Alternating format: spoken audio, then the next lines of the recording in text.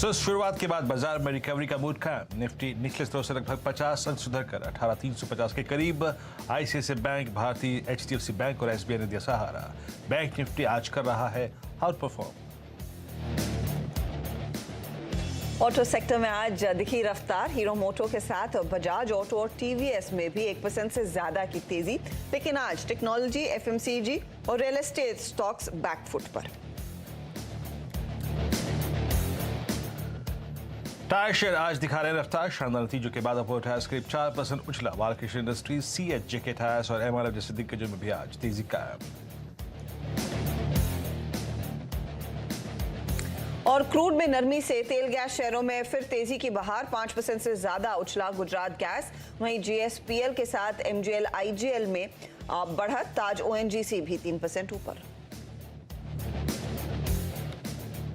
अपने सभी चुनावी रिकॉर्ड तोड़कर सर्वाधिक सीट और सर्वाधिक मत प्राप्त कर विजयी बनेगी और प्रचंड बहुमत के साथ यहां पर हम सरकार बनाएंगे। गृहमंत्री अमित शाह ने किया गुजरात में प्रचंड बहुमत से जीत का दावा। नेटवर्क 18 के editor in chief Rahul Joshi से एक्सक्लूसिव बातचीत में बोले, इस बार होगा सबसे बेहतरीन प्रदर्शन। भूपेंद्र पटेल ही होंगे मुख्यमंत्री।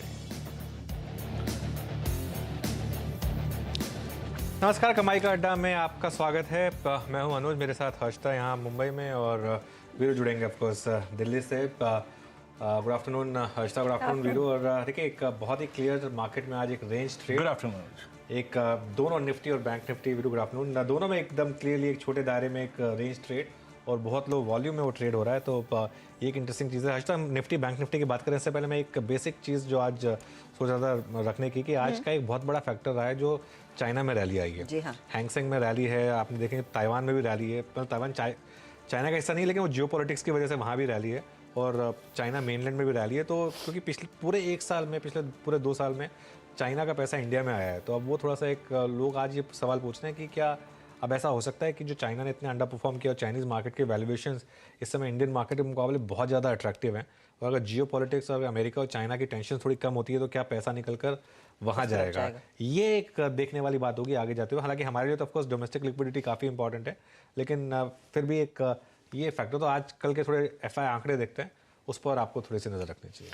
जी हाँ, डेटा पॉइंट्स तो ऑफ कोर्स साफ दिखा देंगे कि रुझान किस तरफ बढ़ रहा है या भारत में कितना घट रहा है। लेकिन आज एक और चीज आप नोटिस करेंगे, ऊपरी लेवल से बाजार थोड़ा सा नरमी जरूर दिखा रहा है। इनफैक्ट सुबह में कई जानकार ये भी मेंशन कर रहे थे कि फ्राइडे की जो गैप अप थी तो नीचे का जो अच्छा खासा गैप देखने को मिला, तो गैप की भरपाई होती हुई दिखाई दे रही है।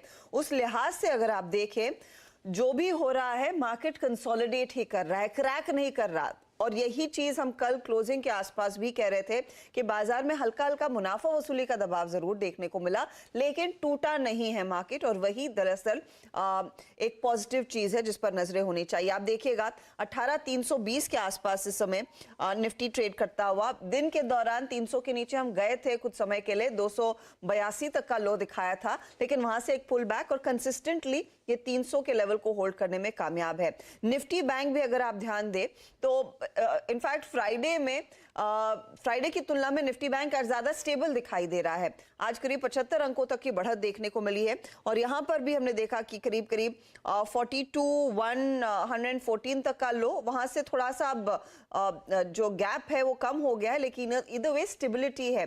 तो शायद अनुज, यहाँ पर जो वो गैप अप और उसके बाद जो 2 दिनों का विराम है, मे बी लोग पोजीशन फिर नई तेजी की तरफ उठा रहे हैं, क्योंकि नॉर्मली इंडियन मार्केट्स में जब वो बड़ी तेजी आती है 2 दिन की सांस लेते हैं और फिर से उस स्प्रिंट में तैयारी करते हैं भागने की। जी हाँ, बिल्कुल। और देखिए, एक चीज होती है इन मार्केट्स में, never short a dull market when you are in a bull market. तो ये जो आज थोड़ा सा डल फेज था, आज एक क्लासिकल इनसाइड डे है हर्षता। इनसाइड डे क्या होता है, जैसे मार्केट ना प्रीवियस डे का लो तोड़ता है ना प्रीवियस डे का हाई तोड़ता है। आप टेक्निकली आप कह सकते हैं कि आपने प्रीवियस डे का लो तोड़ दिया। कल का लो 18,300 था, आज सुबह का लो 18,282 था, लेकिन उसको तोड़ना नहीं कहते हैं लोगों को। 18-20 पॉइंट इधर उधर से उसको तोड़ना नहीं कहते। इनफैक्ट ये एक बहुत अच्छी स्ट्रैटेजी रही है आज निफ्टी में, तो खास तौर से कि ये एक आपने बेस जोन को डिफेंड किया वापस।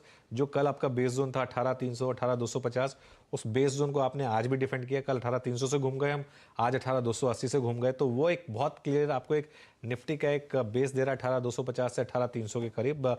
ऊपर क्या, ऊपर 18,400 पर देखिए, वापस आज सुबह खुले ही हम सीधा 18,400 पर और वहां से फिसल गए, तो 18,400 को पार करना थोड़ा मुश्किल हो रहा है।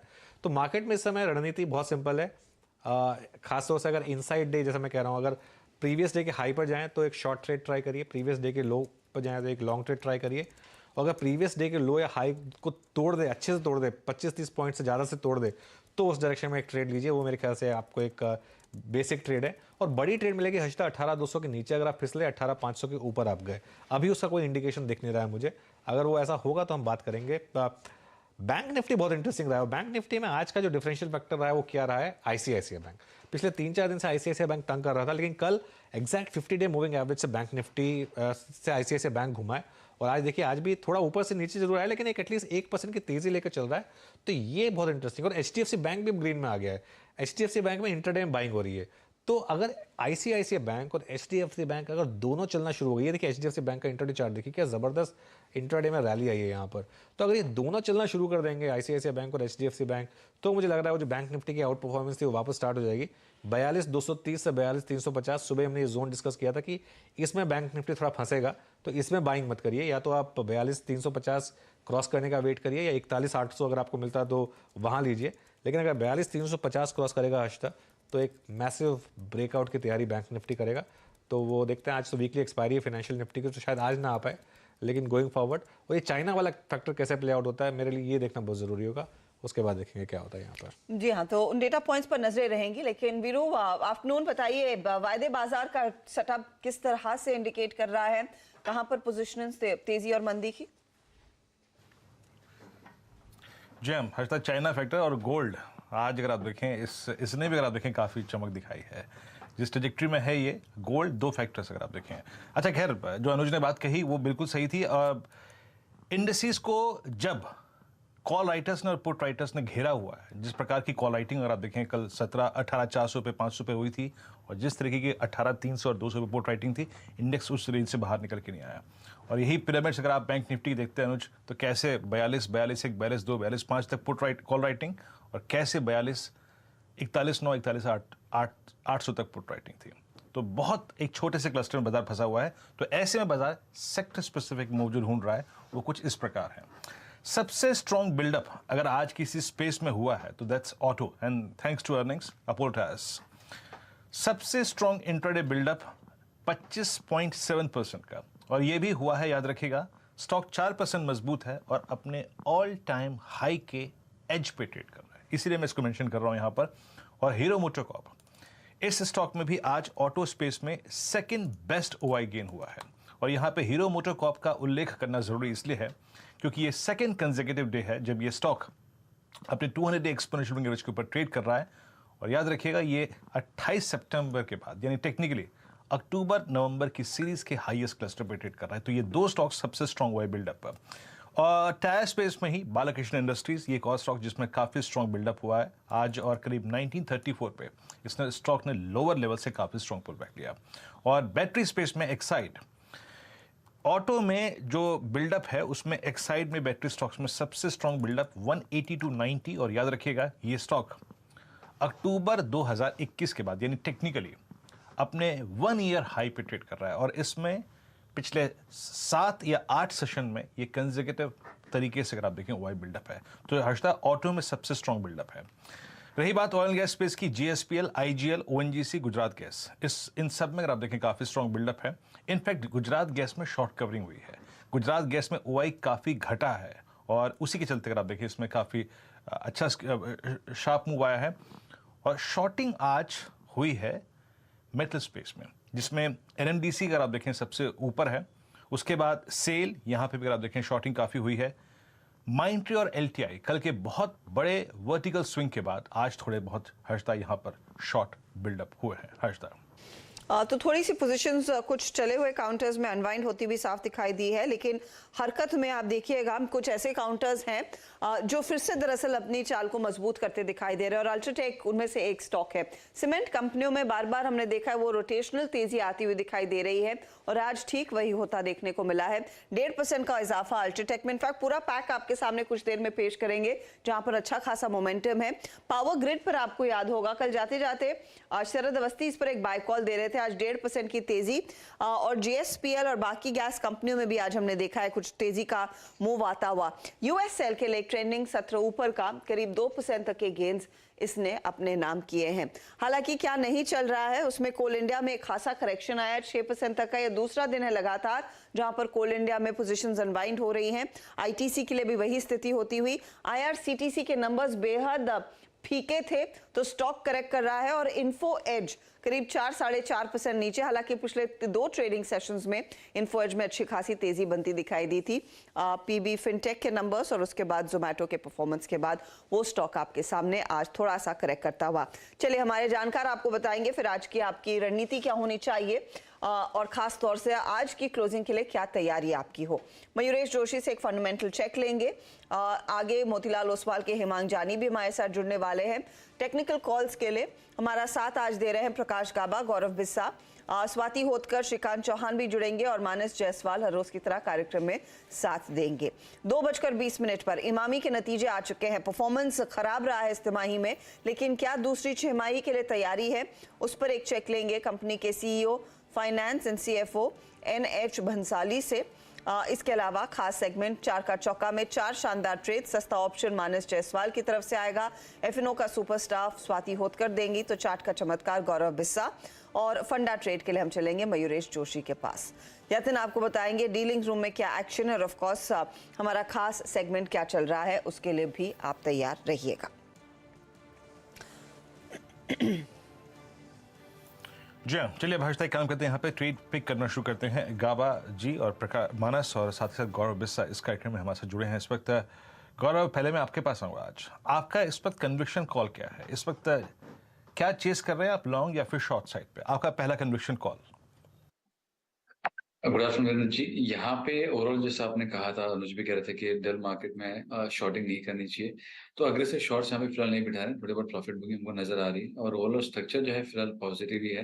अगर यहाँ से 100 पॉइंट गिरावट आएगी तो डिक्लाइन में बाय की सलाह होगी। यहाँ पे स्टॉक स्पेसिफिक रह रहे हैं, इंडेक्स में हमारा ट्रेड फिलहाल क्लाइंट्स को नहीं करवा रहे हैं। स्टॉक्स की अगर बात की जाए तो एनसीसी अच्छा लग रहा है। यहाँ पे अगर आप इसके डेली चार्ट देखिए तो एक अच्छा ब्रेकआउट हमको नजर आ रहा है, कंसोलिडेशन ब्रेकआउट नजर आ रहा है 1 महीने का। वॉल्यूम पार्टिसिपेशन काफी अच्छा है। तो कल का अगर आप वॉल्यूम देखिए उससे दुगना वॉल्यूम ऑलरेडी देखने मिल चुका है। सभी मूविंग एवरेजेस के स्टॉक जो है ऊपर ट्रेड कर रहा है और अगर आवली चार्ट देखिए तो फॉलो बाइंग भी इसमें फॉलो नजर आ रही है। तो यहाँ पे मेरी सलाह होगी आप बाय कर सकते हैं। 73.5 का इसमें स्टॉप लॉस होगा और ऊपर में स्टॉक जो है एक बार 82 के लेवल आपको दिखा सकता है। सी बहुत टाइम बाद इसमें एक बाय कॉल आता हुआ 5% ऊपर ये स्टॉक जब से एफएनओ से बाहर हुआ तब से थोड़ा सा इसमें वॉल्यूम्स कम हुए थे, लेकिन आज अच्छा खासा ट्रैक्शन इस स्टॉक में। इनफैक्ट 1 करोड़ के वॉल्यूम्स ऑलरेडी इसमें इस स्टॉक में। चलिए ये हो गई कॉल एक। आगे बढ़ते हैं। Prakash ji, good afternoon.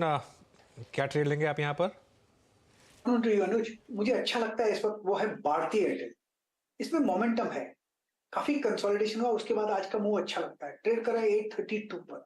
मुझे लगता है 840 तक जाना चाहिए। 845 भी पॉसिबल है आते दिनों में।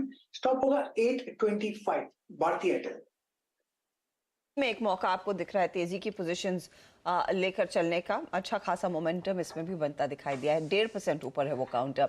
मानस, आफ्टरनून, आपका ट्रेड? गुड आफ्टरनून हर्षिता जी। तो देखिए जो ट्रेड रहेगा वो आईजीएल पे एक बाय रिकमेंडेशन है और देखिए यहाँ पर तो एक क्लासिक ब्लैक पैटर्न का ब्रेकआउट देखने को मिला है। करीब 10 सेशन के बाद हमने इस तरह का ब्रेकआउट देखा और उस ब्रेकआउट पे काफी बेहतर वॉल्यूम देखने को मिले हैं। तो आईजीएल में खरीदारी करेंगे, करंट लेवल्स पे खरीदारी कर रहे हैं तो स्टॉप लॉसेस आपके 424 के रहेंगे। ऊपर की तरफ 460 रुपए तक के टारगेट्स आप सेट कर सकते हैं और 440 का कॉल ऑप्शन में भी ध्यान रखिए, वहां पर आप खरीदारी कर सकते हैं। 10-11 रुपए के आसपास ट्रेड हो रहा है, उस पर खरीदारी करिए। 4 रुपए 60 पैसे के स्टॉप लॉस से 22 रुपए के टारगेट के लिए। ओके, चलिए ठीक है। तो आईजीएल ज़बरदस्त मूव आज इसमें, इनफैक्ट पूरा का पूरा city gas distribution space, Gujarat gas में भी ज़बरदस्त तेज़ी इस समय आप देख रहे हैं। एफ&ओ के टॉप गेनर्स में से एक गुजरात गैस भी है इस समय। मयूरेश जोशी को भी जोड़ लेते हैं। मयूरेश, गुड आफ्टरनून, बताइए आपको क्या पसंद है? Afternoon Anuj ji, afternoon Harshita ji. I think construction और capital goods equipments, I think ये स्पेसेस ने रिजल्ट सीजन में भी शानदार प्रदर्शन दिया है दूसरे तिमाही में। और एक स्टॉक जो मैंने एक दो हफ्ते पहले बोला था, action construction, I will repeat that call. हमें लगता है on the O'Neill methodology and market split India के जो पिवट चार्ट्स है, बहुत appropriately placed at this point of time. आज थोड़ी वीकनेस जरूर है, बट हमें लगता है आई थिंक जो पुल बैक मिला है एक्शन कंस्ट्रक्शन में, इसका फायदा जरूर मीडियम टर्म इन्वेस्टर्स उठा सकते हैं। दो चीजें आई थिंक जो कॉन्कॉल से निकल के आई है, एक आई थिंक जो इन्होंने रेवेन्यू ग्रोथ एस्टिमेट किया है अराउंड 25 to 30% ये बहुत एक्सेप्शनल है मेरे हिसाब से। दूसरा आई थिंक जो हाई एंड क्रेन्स हैं, जहाँ पे इनकी मार्केट शेयर और लीडरशिप पोजीशन दोनों है, इसमें एक एडेड केपेक्स कर रही है ये कंपनी गोइंग फॉरवर्ड। और इससे जो एसेट टर्न्स निकल के आएंगे, they're at least expecting 5 to 6 times asset turns coming through in the next few quarters, जिससे आई थिंक पूरी की पूरी वृद्धि टॉप लाइन से लेके बॉटम लाइन तक दिखेगी। क्योंकि जितनी इनके पास operating leverage energy balance sheet के ऊपर, जो लैंड बैंक अवेलेबल है at this point of time, और जो यूटिलाइजेशन कैपेसिटी है और जो यूटिलाइजेशन लेवल्स हैं, I think far can be done over the next few quarters. उनका दूसरा बिजनेस डिवीजन है मटेरियल इक्विपमेंट वाला, वहां पे थोड़ी सॉफ्टनेस जरूर दिखी थी, but obviously it was expected, monsoon season है। और मैनेजमेंट का कहना है कि आई थिंक बहुत जोरदार ग्रोथ आएगी Q3 Q4 में। डेट की कोई दिक्कत ही नहीं है बैलेंस शीट के ऊपर, और इसलिए हमें लगता है जो ROE ROCEs है एक्शन कंस्ट्रक्शन का, ये बिल्कुल बरकरार रह सकता है। तो हमें लगता है कि एक्शन कंस्ट्रक्शन एक अच्छा विकल्प है। ओके, एस अगर आप देखें, मुझे याद है अच्छी तरीके से मयूर जी ने इस पर काफ़ी बार टिप्पणी की भी है, और एक बहुत स्ट्रॉन्ग स्विंग देने वाला स्टॉक है ये। मेरे ख्याल से प्रभुदास लियादर की टॉप कॉल्स में शामिल थी पिछले लास्ट 1 डेकेड में। इसने काफ़ी पैसा बना के दिया है। स्टॉक लगभग मई 2020 में 40 का था, आज 332 का। आज मैं जिक्र इसलिए कर रहा हूँ क्योंकि आज इसने अपने करियर का हाईएस्ट लेवल भी छुआ है। एस ने आज इंट्राडे में नीचे आया, बट जो सुबह का ओपन था वो एग्जैक्टली इसके करियर का हाई था। स्वाति होटकर हमारे साथ मौजूद हैं। स्वाति नमस्कार, आपका कन्विक्शन कॉल इस वक्त का? Good afternoon. आज के मेरे कन्विक्शन कॉल है, first one will be on Cummins India. Cummins India का विरुद्ध अगर आप चार्ट देखोगे तो डेली चार्ट्स पे इसने फ्लैट पैटर्न फॉर्मेशन है, इसका लाइन चार्ट में it's on given a breakout of this pattern. तो आई बिलीव कि इसमें काफी पोटेंशियल है अपसाइड में, एटलीस्ट मिनिमम 1440 के लेवल्स टेस्ट करने की। तो क्यूमिंस इंडिया पे बाय कॉल लेना चाहिए करंट लेवल पे। 1320 का स्टॉप लॉस प्लेस कीजिएगा 1440 के टारगेट्स के लिए। Second by call is on YouTube MotoCorp. ये पर्टिकुलर काउंटर मुझे काफी स्ट्रॉन्ग लग रहा है। ऑटोपैक आज पूरे दिन में अगर आप देखोगे तो बहुत पॉजिटिव रैली देख रहे हैं हम इसमें। पर्टिकुलर जो भी इंपॉर्टेंट मूविंग एवरेजेस जैसे हम देखते हैं 50, 100, 200 में उसके ऊपर वेल प्लेस्ड है। तो मुझे लगता है हीरो मोटोकॉप में भी काफी क्षमता है अपसाइड में 2840 के लेवल टेस्ट करने की इनकमिंग फ्यू ट्रेडिंग सेशन। तो करंट लेवल पे हीरो मोटोकॉप बाय करना चाहिए। स्टॉप लॉस प्लेस कीजिएगा 2690 और अ टारगेट ऑफ 2840। स्वाति, मेरा एक प्रश्न है यहाँ पे। केविंस की आपकी जो बाय कॉल थी, आई मीन यस डेफिनेटली ये बहुत स्ट्रॉन्ग है चार्ट्स पे, इसमें कोई राय नहीं है। इट्स ए टिपिकल फ्लैग, और ये क्लोज जो होगा इसका ऑल टाइम हाई क्लोज भी होगा अगर इस प्राइस पे होता है। मैं पूछना ये चाहता हूँ कि थोड़ा सा रिस्क मिनिमाइज करने के लिए, अब क्योंकि कॉल ऑप्शन से बहुत महंगे नहीं है, हम सेकेंड लास्ट वीक में ट्रेड कर रहे हैं, कोई कॉल पकड़ लें इसकी अगर इस फ्लैग के ब्रेकआउट को प्ले करना है तो कमेंट्स में? देखिए, बीइंग अ टेक्निकल एनालिस्ट मुझे डेफिनेटली काफी स्ट्रॉन्ग चार्ट दिख रहा है। डेरिवेटिव्स के हिसाब से या ऑप्शन के हिसाब से मुझे लगता है एटलीस्ट 1400 की कॉल्स आप देख सकते हो, जो कि मोमेंटम काफी अच्छी हमें देखने मिलेगी। मेरे टारगेट से तो 1440, तो as per that you guys can take a call on the pricing. करते हैं एक बार जरा लेकर आइए फ्यूजन माइक्रो फाइनेंस को जरा स्क्रीन पर। सुबह लिस्टिंग काफ़ी लैकलस्टर हुई थी, लेकिन ऐसा लग रहा था कि चलिए ठीक है 2-3% डाउन है, ज़्यादा डाउन नहीं है। लेकिन अब इसमें ज़बरदस्त गिरावट, इनफैक्ट 12% ये स्टॉक अब इस समय डाउन है। फ्यूजन माइक्रो फाइनेंस की बात कर रहे हैं जो आज की लिस्टिंग है, और ये देखिए काफ़ी नहीं कुछ और ही आ रहा है। ये चार्ट कुछ और आ रहा है, ये अपवर्ड ट्रेंडिंग चार्ट दिखा रहा था। मेरे ख्याल से आज कुछ इसमें कुछ गड़बड़ रही है। लेकिन मयूरेश, आपने स्टडी किया है इसको, इस IPO को और इस लिस्टिंग को, और कैसे अप्रोच करेंगे इसको? नहीं Anuj, unfortunately could not study that. Results इतने थे उसमें ही अटक गए। रिजल्ट है आज, चलिए खैर रिजल्ट अब खत्म हो गए हैं तो अब थोड़ा सा एक रिलीफ फैक्टर मिलेगा रिजल्ट को लेकर।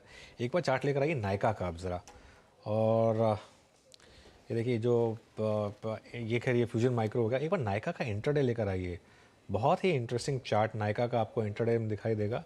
हर्षिता ये देखिए, ये जो मास्टर स्ट्रोक की जो बात हो रही थी ना, तो मार्केट में आप मास्टर स्ट्रोक एक दिन खेल लीजिए, 2 दिन खेल लीजिए, अल्टीमेटली तो वो शेयर्स आने हैं और अल्टीमेटली तो वो जिनको बेचने हैं उनको बेचने हैं। तो इसके लिए इनफैक्ट मैं तो कह रहा था कि उस दिन, बल्कि इन हाइंडसाइट आपको सब चीज़ें ईजी लगती हैं, उस दिन क्योंकि वो दिन था जिसमें नैस्डैक में बड़ी रैली थी और प्लेटफॉर्म कंपनियों में, न्यू एज कंपनी में अच्छी बाइंग आई थी। नायका का खुद का स्टॉक उस दिन 10% ऊपर था, तो अगर इनफैक्ट सारे शेयर उसी दिन आए थे तो शायद अब्जॉर्ब भी हो जाते उस दिन। अब थोड़ा सा यहाँ पर सेलिंग प्रेशर बढ़ रहा है, ये 9% का डिक्लाइन आ गया यहाँ पर। हालांकि 52 वीक लो से अभी भी 18% ऊपर है, लेकिन ये इस डिक्लाइन ने क्या किया है, वो जो पूरी रैली आई थी उसको अब जीरो कर दिया इसने। Almost month to date performance Nykaa का अब जीरो हो गया करीब। मयूरेश इस पर आए दीजिए नायका पर। I think will stay away Anuj ji. I think काफी कुछ जो डेवलपमेंट्स हुई है पिछले कुछ हफ्तों में नायका को लेके, बोनस शेयर्स, उसके ऊपर जो आई थिंक काफी कंट्रोवर्सीज भी सराउंड हुई थी, और जो बिजनेस मॉडल था at the time of listing, जो यूफोरिया था मार्केट में, अब जो वैल्यूएशंस पे ट्रेड कर रहा था, ऑब्वियसली आई थिंक जस्टिफाइबल नहीं था, क्योंकि आई थिंक जैसे अगले कुछ क्वार्टर बीतते जाएंगे, आई थिंक ये बेस को आउटबीट करना थोड़ा मुश्किल हो जाता है। दूसरा आई थिंक जो एक सिनेरियो में हम बांध के चल सकते हैं कॉम्पिटिशन इंटेंसिटी का, specifically I think unorganise place में, आई थिंक ये काफी इंटेंस है। और हालांकि आई थिंक नंबर्स ठीक ठाक रहेंगे going forward, at least on the top line. Bottom line में आई थिंक कितनी एक्सपोनेंशियल ग्रोथ आएगी, ये आई थिंक थोड़ा क्वेश्चन मार्क ही रह सकता है, and it really has to be exponential to probably have a substantial premium. Valuations have obviously come off significantly right now, but हमें अभी लगता है आई थिंक बेहतर विकल्प है मार्केट में at this point of time compared to these platform companies, and specifically if you're talking about bank. In fact आप it's easy to avoid, लेकिन वो लोग जो स्टॉक लेकर बैठे हैं, जिन्होंने शायद आईपीओ में खरीदा और आईपीओ के बाद खरीदा, प्रॉमिसिंग स्टोरी, एक यूनिक बिजनेस को देखकर, उनके लिए सलाह क्या होगी? नहीं खरीदना is easier to deal with versus जिनके पास है और वो सोच रहे हैं अब क्या करूं मैं? अर्चिता जी, आई थिंक ये हमेशा पेचीदा सवाल रहता है, but I think when to exit, ये बहुत इंपॉर्टेंट पहलू है मार्केट में। आई थिंक कब खरीदना है, आई थिंक भले बात ही काफी लोग जानते हैं, but I think at O'Neil we always stressed upon the point of when to exit.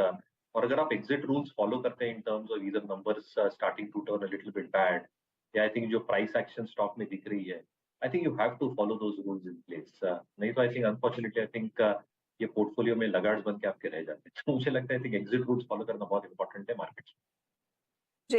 एक दो रिपोर्ट्स भी निकली हैं कि कैसे प्री आईपीओ इन्वेस्टर्स तो ठीक है, उन्होंने अच्छी खासी पहले पैसे बनाए होंगे, लेकिन जिन्होंने आईपीओ के बाद लिया और ये बोनस आया, उनके लिए ज्यादा पेचीदा स्थिति है। बिल्कुल, वो फंस गए। एब्सोल्युटली। और हर्षिता देखिए, एक बात है कि प्री आईपीओ में तो अब इवन जोमेटो में भी जो एकदम प्री आईपीओ इन्वेस्टर है, अब जैसे इन्फोएज है, इन्फोएज की कॉस्ट मेरे ख्याल से जो मैं पढ़ रहा था डॉक्यूमेंट के हिसाब से, उनकी कॉस्ट अब एडजस्टेड बेसिस पर करीब 1.5 या 2 रुपए जोमेटो में। तो उनको कुछ फर्क नहीं पड़ता, मतलब ठीक है फर्क सबको पड़ता है बियॉन्ड द पॉइंट आगे, लेकिन अगर आपने 2 रुपए पे कुछ चीज़ ली है तो वो 60 पे भी आपके लिए 30 बैगर है।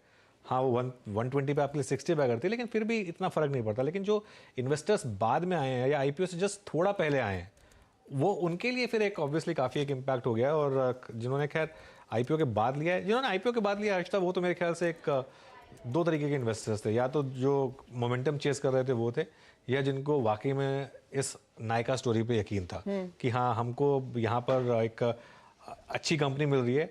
और नायका के साथ एक चीज़ है, लेकिन Nykaa at least loss making company नहीं है, नायका एक प्रॉफिट मेकिंग कंपनी है। तो ये और मतलब ठीक है, मैं ये बात मान सकता हूँ कि थोड़ा शायद अति हो गई थी जब नायका की लिस्टिंग हुई थी, जैसे जोमेटो की तो बहुत ही ज्यादा अति हो गई थी। ठीक है, नायका के केस में थोड़ी सी हो गई थी, लेकिन एटलीस्ट नायका के केस में आपको एक साफ बिजनेस मॉडल दिखाई देता है, आपको दिखाई देता है, उनके प्रोडक्ट्स दिखाई देते हैं, आपको कैश फ्लो दिखाई देता है, आपको एक बैलेंस शीट दिखाई देती है, सब कुछ दिखाई देता है। तो एक कहीं ना कहीं जाकर ये सेलिंग प्रेशर जब भी अब्जॉर्ब होगा तो वहां पर आप एक एटलीस्ट एक रीजनेबल कॉल ले सकते हैं। जो कई लॉस मेकिंग कंपनियां जिनके आईपीओज आए थे और जिनमें कहीं आपको विजिबिलिटी नहीं है कि लॉस कहाँ खत्म होगा, मेरे ख्याल से वहां ज़्यादा दिक्कत आएगी इन स्टॉक्स में मुझे। और इसके लिए मैं मानता हूँ कि ये जो क्यूटनेस थी दिखाने की जरूरत नहीं थी, मतलब सेलिंग तो आनी है, सेलिंग तो आनी है, ये आने दीजिए उसको। उसके बाद अपने आप मार्केट अपने आप देखिए, मार्केट का जो लेवल है 1 साल के बाद इट डजेंट मैटर कि बोनस आया होता है नहीं आया होता, Correct. ठीक है ना। तो आप खुद एक बैंकर, आपको ये सब करने की जरूरत नहीं थी। आप अपने आप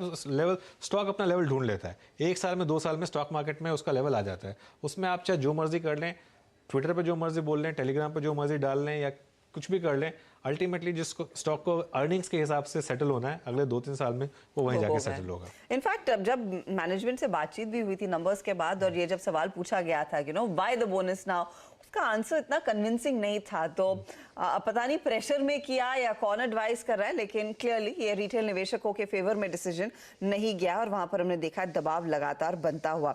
कुछ और काउंटर्स आपकी स्क्रीन पर लिख आते हैं, जहां पर इस घंटे दरअसल ट्रेंड थोड़ा सा अब फिर जोर पकड़ने लगा है, और उनमें से एक काउंटर जो आईसीआईसीआई बैंक की आप बात कर रहे थे अनुज, जिसको रिविजिट करते हैं, करीब 0.5% की तेजी पिछले 20 मिनटों में देखने को मिल रही है। तो स्टॉक में अब फिर से देखिए रुझान तेजी का बढ़ता हुआ 908 के लेवल्स के आसपास आ चुका है, 1.5% ऊपर। इसके ठीक पीछे ध्यान दीजिएगा स्टेट बैंक ऑफ इंडिया पर, जो 1.1% तक की तेजी दिखा रहा है। और बात करते करते आपको निफ्टी बैंक दिखाई देगा 155.2 पर।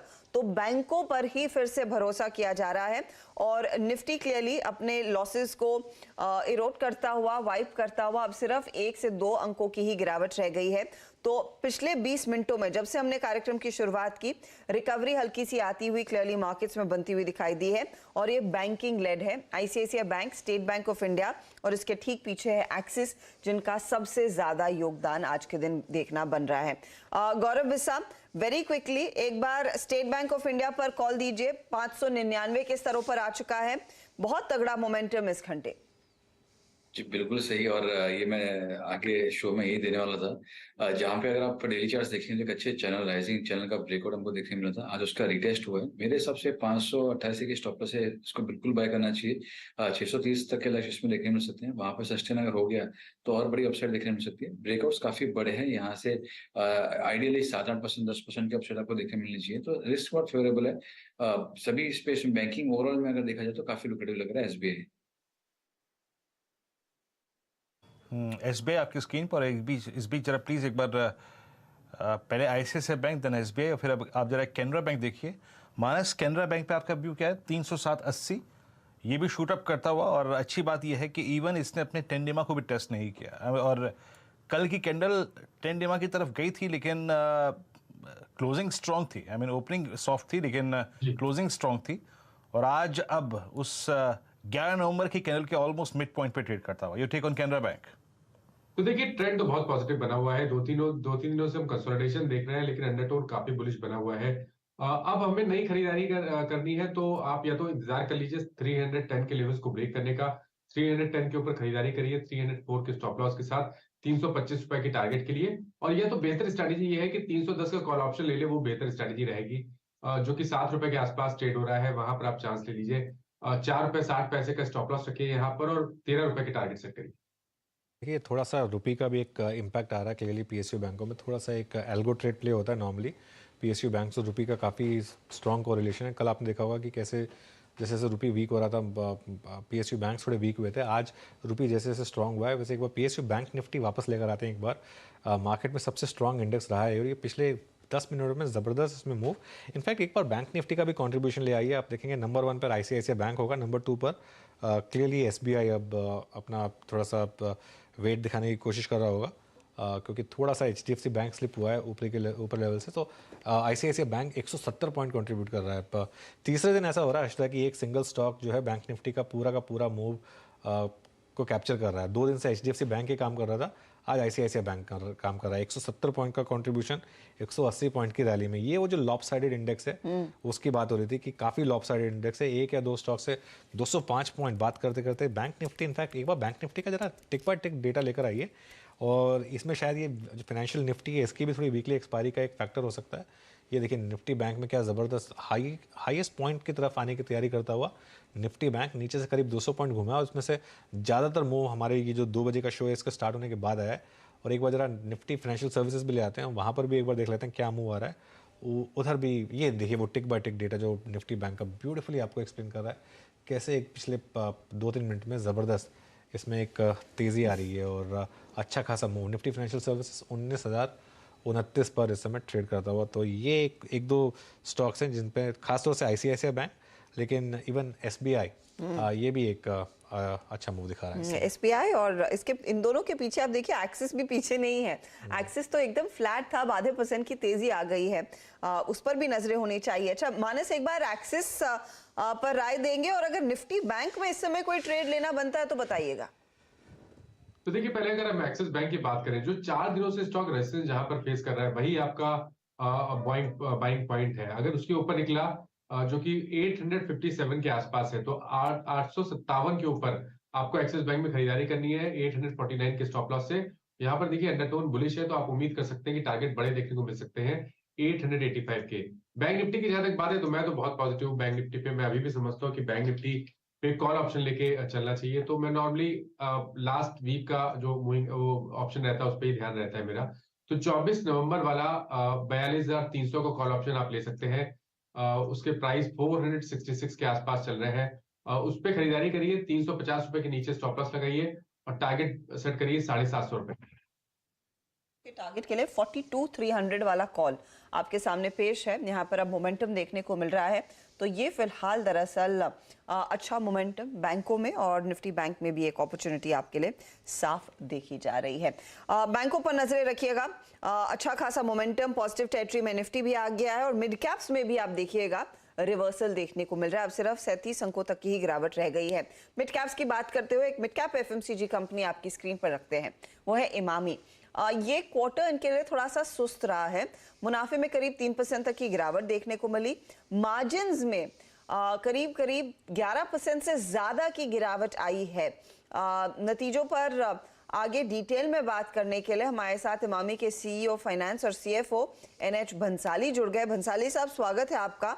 इनफैक्ट प्रॉफिटेबिलिटी से ज्यादा मार्केट को जो धक्का लगा है वो आपके जो मार्जिन्स देख के लगा है। 11% तक का डिक्लाइन इज क्वाइट ह्यूज। ये बताइए, ये सिर्फ इनपुट कॉस्ट का प्रेशर नहीं हो सकता, it's a large hit. You are very right. आप अगर देखें तो आपको ये इसको 2-3 साल के साथ देखना पड़ेगा, और COGS का इम्पैक्ट तो 2.5% के आसपास ही है जो ग्रोस मार्जिन का है। बाकी we keep on investing on the brands, advertisement promotion का है, and we are also expanding our distribution. तो ये सब स्ट्रेटेजिक ग्रोथ ओरिएंटेड एक्सपेंसेस के लिए हुआ है। और उसको छोड़ के इस क्वार्टर में हमारी जो एक सब्सिडियरी है दी मेन कंपनी, उसके सब्सिडियरी के भी पूरे एक्सपेंस सब इसमें आ गए हैं। That is also in investment mode. So, but the core business, core brand, they are all intact and the business is doing good. And first half का अगर आप overall अगर performance देखें तो we have delivered a 10% growth, and we expect kind of that trajectory to continue for the full year. Also a double-digit growth we are expecting. लेकिन बंसाली जी, good afternoon. मैं थोड़े से एक अदर डिटेल्स देख रहा था, उसमें मैं देख रहा था कि काफ़ी सेक्टर्स में एक्चुअली डिक्लाइन है। नवरत्न सेल्स थोड़े डिक्लाइन हुए हैं, जंडू की सेल्स में करीब 13% का डिक्लाइन है, हेल्थ केयर सेल्स में 16% का डिक्लाइन है, केश किंग सेल्स में भी थोड़ा सा डिक्लाइन है। इंटरनेशनल बिजनेस में काफ़ी अच्छी ग्रोथ हुई है, शायद उसने इसको संभाल लिया है। तो ये जो सेक्टर इंडिविजुअल सेक्टर्स में ये जो डिक्लाइन है, इसका क्या कारण था? अगर आप देखें राइट फ्रॉम बोरोप्लस, तो बोरोप्लस में अच्छी ग्रोथ हुई है। नवरत्न में फर्स्ट हाफ में for the quarter there has been a slight decline, but for the first half there has been more than a double digit growth on the Navratna. Fair and handsome ने भी for the first half अच्छा किया है। Cash king में भी आप market shares और सब इंप्रूव हुआ है, though there has been a decline there, but overall that's why I said आपको उसको थोड़ा फेसिंग और इन टोटलिटी में देखना पड़ेगा। Yes, there has been a slow down, the revenue has been impacted because of the rural and the offtakes of inflation, all this. But despite this, we are hopeful and optimistic on the business, and we keep on investing behind the brands, and we expect a good growth to come in the second half. Mister Bansali, एक चीज़ और पूछूंगा मैं। यहाँ पे अगर आप देखें तो आपके sales promotion expenses, advertisement expenses approximately 34% spike था यहाँ पे। ये सिर्फ ये 1-2 क्वार्टर तक सीमित है आपकी स्ट्रेटेजी के अनुसार, या फिर अगले कुछ क्वार्टर्स में आपके ये एक्सपेंसेस काफी स्ट्रांग रहेंगे? For the full year, we have given guidance also कि हमारा अगर आप प्री कोविड लेवल में भी देखते हैं तो हमारा जो EBITDA मार्जिन था, which is also the highest in the industry at 20, last year was around 30%. During COVID period, lot of cost optimization had happened, and also the input prices were also at the lowest. And on the top of it, immunity, healthcare and pain management had done extremely well. तो उनके जो sales revenue और सभी अच्छे growth अच्छे हुए थे. Now their base has been corrected. तो second half will be on the corrected base, and ये growth भी अच्छा आना चाहिए. Cost की भी हमारी इतनी कोई अभी COGS के हिसाब से भी उतनी कोई challenge नहीं लग रही है. And we expect a 27% kind of an EBITDA margin to remain, and for the whole full year. And in the second half, there would not be any substantial reduction in terms of the EBITDA margins. Mister Bansali, लेकिन आपके मैं volumes देख रही थी, overall volume trend second quarter में is -1%, whereas Q1 में 9% था, इसीलिए वो H1 का नंबर बेहतर है क्योंकि आपके लिए Q1 बेहतर निकला. तमाम जो FMCG कंपनियां हैं उन्होंने अब तक यही कमेंट्री दी है कि मास मार्केट ब्रांड्स में डीग्रोथ देखने को मिल रही है, ग्रामीण इलाकों में नहीं है. क्या रूरल मार्केट से किसी तरह का संकेत कि दूसरी छमाही में ये डिमांड लौटेगी और फिर ये कितना वॉल्यूम में ट्रांसलेट कर पाएगा सर? देखिए अभी जो विंटर सेट इन हो रहा है, and for us, for Emami, winter is also very important season, and winter we expect is setting in appropriately. और उसके भी जैसे हमारे ब्रांड्स है, बोरोप्लस है, च्यवनप्राश एंड अदर क्रीम्स, तो उनका अभी जो प्लेसमेंट भी हुआ और अभी जो ट्रेजेक्टरी वो लगता है कि थोड़ा अच्छा रहता है और अच्छा होना चाहिए. And overall on the broadly on the monsoon side also, monsoon accepting some erratic disbalances, I think the monsoon has also been good. So all this is expected to translate into a reasonable growth in the second half. Second half से उम्मीद है, लेकिन of course second quarter में pressure जरूर बनता हुआ दिखाई दिया है. शुक्रिया mister Bhansali, and wish you all the best in the coming quarter. तो देखते हैं विंटर सीजन इनके लिए क्या निकाल कर लाता है. बोरोसिल एक प्रोमिनेंट ब्रांड होता है जिसकी डिमांड वाकई में बढ़ जाती है, अब वो डिलीवर करता है या नहीं देखना होगा. मयूरेश, नंबर्स पर आपकी क्या टिप्पणी होगी कि 11% मार्जिन करेक्ट होना is very very large. Of course ये इन्वेस्टमेंट कर रहे हैं वो मैन कंपनी में, लेकिन दैट्स ओनली 3.5% ऑफ सेल्स और वहां से रिटर्न आने में समय लगेगा. और ज्यादातर इन कंपनियों में जो मास मार्केट ब्रांड सफर कर रहे हैं, ये निवेशकों के लिए क्या संकेत है? एफएमसीजी में कितना पैसा लगे इस समय?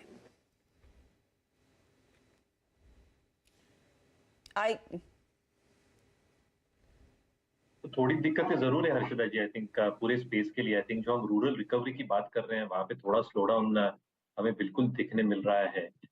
It's not only FMCG brands. अगर आप फुटवेयर कंपनीज की बात करें, आप रिलैक्सो फुटवेयर का अगर ट्रांसक्रिप्ट देखें एज एन एग्जांपल, वो साफ तरीके से दर्शा रहे हैं कि I think there is evident slow down in rural markets, और काफी एफएमसीजी के volume based sales rural market से आते हैं. You are absolutely right. I think जो मान में है इनका, वहां पे 3% हिट आ सकती है, but that can get compensated with an additional 3% sales जो धर्मीकुल से आ सकते हैं. इनका जो विंटर पोर्टफोलियो है बहुत महत्वपूर्ण है, क्योंकि वॉल्यूम को आई थिंक सहारा दे सकता है, और इसलिए जो मैनेजमेंट कह रहे हैं कि शायद डबल डिजिट वॉल्यूम ग्रोथ की तरफ जा सकते हैं in the reminder of the year with around 26 और 27% मार्जिन्स, लगभग जो फर्स्ट हाफ में देखी गई है, ये थोड़ा कंप्रेस कर सकती है प्राइस को. Yes, EBITDA margins are no doubt one of the best as it comes in the FMCG industry, but कहीं ना कहीं आई थिंक ये जो तड़का है रूरल स्लोडाउन का जो एविडेंट है, जो मार्जिन प्रेशर्स हैं जो एविडेंट है इनके बैलेंस शीट्स के ऊपर, और जो रिकवरी आएगी अर्निंग्स में थोड़ी स्लो और स्टेडी होगी for the next few quarters, ये शायद स्टॉक को थोड़ा प्रेशर में रह सकता है. तो मुझे लगता है टाइम वाइज करेक्शन में शायद इमामी जैसा स्टॉक रह सकता है. And generally FMCG will also slow down a little bit.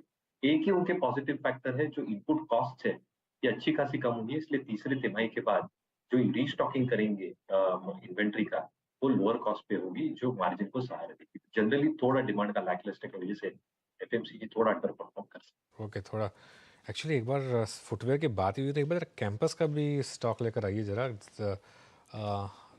ज़बरदस्त डिक्लाइन कैंपस में. इनफैक्ट इस महीने कैंपस करीब 27% नीचे गिर चुका है. ये आज का मूव है, 6% आज नीचे गिरा है. इस महीने 27% का डिक्लाइन कैंपस में। हालांकि लिस्टिंग प्राइस से भी काफ़ी ऊपर है ये स्टॉक, लेकिन ये देखिए एक महीने का मूव, करीब करीब 29% का मूव इसमें इस समय स्टॉक में आता है। और अभी के बाद इसको 3 महीने का कर देते हैं, 1 महीने का, तो उससे आपको शायद थोड़ी पिक्चर और क्लियर हो जाएगी कि किस तरीके का मूव आपने यहाँ पर देखें। कैंपस में देखिए लिस्टिंग के बाद ज़बरदस्त उसमें रैली आई थी, डबल से ऊपर हो गया था ये, लेकिन वहाँ से अब थोड़ा डिक्लाइन आ रहा है। मयूरेश, एक क्विक कमेंट इस पर भी दे दीजिए, कैंपस पर भी। I think one of the high-flying stocks था अनुज, I think exceptional moves थी, but valuations बहुत महंगे हो गए थे। But within footwear again, I think अगर आप वापस क्लासिफाई कर लें तो रिलैक्सो का जो एक मार्केट शेयर है वो significant rural semi rural areas में है, जिनकी एवरेज प्राइसिंग जो होती है ये 250, 300, 350 या 500 रुपए के नीचे की होती है, वहां पे मैक्सिमम हिट आया है। कैंपस इज मोर एथलीजर, यानी यहाँ पे जो आई थिंक जो नए डिजाइन है, जो आई थिंक नई सेमी कैजुअल ट्रेंड हुई है अर्बन एरियाज में और सेमी अर्बन एरियाज में भी, इसमें आई थिंक इसका खूब फायदा और बेनिफिट उठा चुके हैं। दूसरा आई थिंक जो ओवरऑल मार्केट साइज है for athleisure, I think that is expected to grow exponentially within the footwear market itself. तो अप्रोप्रिएटली प्लेस्ड है, बट कहीं ना कहीं आई थिंक जो एक एक्सेप्शनल मूव हमने कैंपस में देखी थी compare to all the other footwear players, वो आप मेट्रो ब्रांड पकड़ के चलिए, leader like Bata, even rural player like Relaxo, इसको आउट परफॉर्म किया था। तो कहीं ना कहीं आई थिंक एक massive profit booking is probably taking place, और कहीं ना कहीं थोड़ी एडजस्टमेंट्स हो रही है फॉरवर्ड बुकिंग नंबर्स और अर्निंग्स। मुझे लगता है आई थिंक थोड़ा आई थिंक स्टॉक को सेटल होने दीजिए, बट आई थिंक जो सेगमेंट में है I think it's exceptional and this is one of the fastest growing segments footwear market. चलिए वीरू, एक स्टॉक के बारे में आपसे पूछना था, जरा देख के बताइए ये इसमें क्या हो रहा है। ग्लोबल स्पिरिट्स में देखिए आज 9% नीचे, और थोड़ा लग रहा है आपने कंजम्पशन कम कर दी है। नहीं, अपना तो है ही नहीं ब्रांच ये अनुज, टी टोटलर ग्लोबल स्पिरिट्स 730 अपनी ब्रांच है ही नहीं। चक्कर क्या है ना, दिल्ली में बैठने का एक घाटा तो है, मुंबई वाला कुछ भी बोल चले जाता है। सुबह हर्षदा ने रेडियो को खैतान मेरे रसीद मेरे पे काट दी। मैंने वीरू मैंने डिस्क्लोजर ये दिया था कि यूएसएल पर वीरू की नजरें होती हैं, मैंने तो कंजम्पशन की बात ही नहीं की थी। दिल्ली में होके कैसे टी टोटलर हो सकता है यार। रेडिको खैतान की बात, वो भी खास तौर से जब अभी दिल्ली में विंटर आने वाला है। वीरू, टी टोटलर कैसे सरवाइव करेगा दिल्ली में? चलिए कोई बात नहीं, आपका इल्जाम कबूल है इल्जाम कबूल है, कोई बात नहीं, चलिए आपका इल्जाम कबूल है। पर ग्लोबल स्पिरिट्स टेक्निकली बहुत खराब है अनुज, बहुत खराब है। आई थिंक अगर आपने बात कही है तो एक बार आई थिंक इस पे व्यू ले लेते हैं। और इनफैक्ट आज सुबह रेडिको खैतान की बात भी हो रही थी। रेडिको खैतान भी एक ऐसा चार्ट जो कि बहुत ही, अगर आप देखें, खराब हो चुका है। 916, हालांकि इंटरडे बेसिस पर रिकवरी है, बट क्या गजब का दौर था इसका CY 2021 का। एक बार हल्का सा मानस ग्लोबल स्पिरिट्स, यहाँ पे एक ब्रेकडाउन हुआ था करीब 1140 पे, दूसरा ब्रेकडाउन हुआ 800 पे। आपकी राय क्या है? अगर मैं इसलिए पूछ रहा हूँ क्योंकि ये आपको याद होगा 17 मई का वो प्राइस 2021 का, 17 मई से लेकर 14 सितंबर 2021 तक एक वर्टिकल राइज था। यानी फ्रेंकली स्पीकिंग 800 के साइकोलॉजिकल लेवल के नीचे आपके पास कोई सपोर्ट नहीं है। आपका टेक इस स्टॉक पे? देखिए, पहले भी स्टॉक ने अंडर परफॉर्म किया पिछले करीब, अगर हम 3-4 मंथ की बात करें, और अभी भी स्टॉक ने एक फ्रेश ब्रेकडाउन दिया है जिसके टारगेट 685 के आसपास आते हैं। तो मेरा तो समझना है कि क्योंकि ये अंडर परफॉर्मिंग स्टॉक है, आप उम्मीद कर सकते हैं कि यहाँ पर गिरावट बढ़ेगी, और अगर बाउंस बैक भी आता है तो उस तरह का बाउंस बैक नहीं देखने को मिलेगा जो कि दूसरे इसी सेक्टर के स्टॉक्स में देखने को मिलेगा। दोनों स्टॉक की बात करिए, ग्लोबल स्पिरिट्स और रेडिको की, दोनों के ट्रेंड नेगेटिव लगते हैं। आई थिंक ये दोनों से बेहतर है मैकडॉवेल में जाना, क्योंकि यहाँ पर आप देखिए तो स्टॉक ने जस्ट अभी एक ब्रेकआउट दिया है, कंसोलिडेशन देखने को मिल रहा था, कंसोलिडेशन 220 डे मूविंग एवरेज के ऊपर देखने को मिला था, और अब स्टॉक तैयार है 900 रुपए के लेवल्स को ब्रेक करने के लिए। तो ग्लोबल स्पिरिट और रेडिको खैतान से निकलिए, मैकडॉवेल में इन्वेस्ट करिए, 880 रुपए के स्टॉप लॉस से एक पोजिशनल ट्रेड लीजिए जहां पर आपके टारगेट 945 के आसपास के रहेंगे। इनफैक्ट वो जो मास मार्केट ब्रांड्स की बात कर रहे थे ना, वो लिकर कंपनियों में भी साफ देखने को मिला है। रेडिको खैतान भी कहता है कि प्रेस्टीज एंड अबव में वॉल्यूम ग्रोथ करीब 22% तक की। इनके जो छोटे ब्रांड्स हैं और जो मास ब्रांड्स हैं वहां पर दरअसल डी ग्रोथ देखने को मिली, या फिर वॉल्यूम पिकअप इतना ज्यादा नहीं देखने को मिला है। तो ये पूरा सिग्निफिकेंस है वो के शेप रिकवरी वाला, जहां पर प्रीमियम ब्रांड्स अच्छा करे और मास मार्केट में बिल्कुल पिकअप नहीं। एब्सोल्युटली। इनफैक्ट रेडिको ने तो पूरी स्ट्रेटजी चेंज कर दी है अपनी। रेडिको जब स्टार्ट हुई थी तो वो एक रामपुर ब्रांड उनकी की एक कंट्री लेकर हुआ करती थी।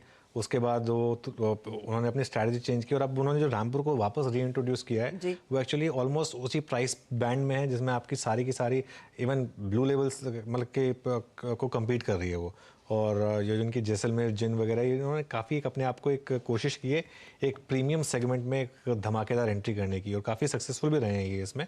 ये क्वार्टर इनके लिए थोड़ा ख़राब रहा था लेकिन क्लियरली एक शिफ्ट तो है मार्केट में जो थोड़ा सा एक लोअर लेवल। एक आपको एक टाइम याद होगा जब GM ब्रूरीज करके एक स्टॉक था वो ज़बरदस्त चलता था, वो पूरा का पूरा जो मुंबई की कंट्री लेकर है वो उसमें काफ़ी बड़ा मार्केट शेयर उनका था। तो वो एक ऑब्वियसली एक मूव तो आपने देखा ही है वैल्यू चेन में जो ऊपर की तरफ जाते हुए। चलिए खैर काफ़ी बात हो गई इसकी, ट्यूसडे आज तो इस पर थोड़ा ज़्यादा बात नहीं करते हैं, थोड़ा सा मूड चेंज करते हैं और थोड़ा बात करते हैं अब चार का चौका की। स्टार्ट करते हैं और सस्ता ऑप्शन सबसे पहले मानस जायसवाल के थ्रू। मानस जी बताइए। देखिए सस्ता ऑप्शन के लिए मैं समझता हूँ कि जो गैस स्टॉक है उन पर ही ध्यान देना चाहिए। मैंने IGL की बात की थी थोड़ी देर पहले और गुजरात गैस पे भी ध्यान दीजिए क्योंकि यहाँ पर भी ट्रेंड पॉजिटिव लग रहा है। अगर आप देखिए तो लोअर लेवल से बहुत ही बढ़िया रिकवरी देखने को मिली है। स्टॉक तैयार है अपने 200 मूविंग एवरेज को ब्रेक करने के लिए।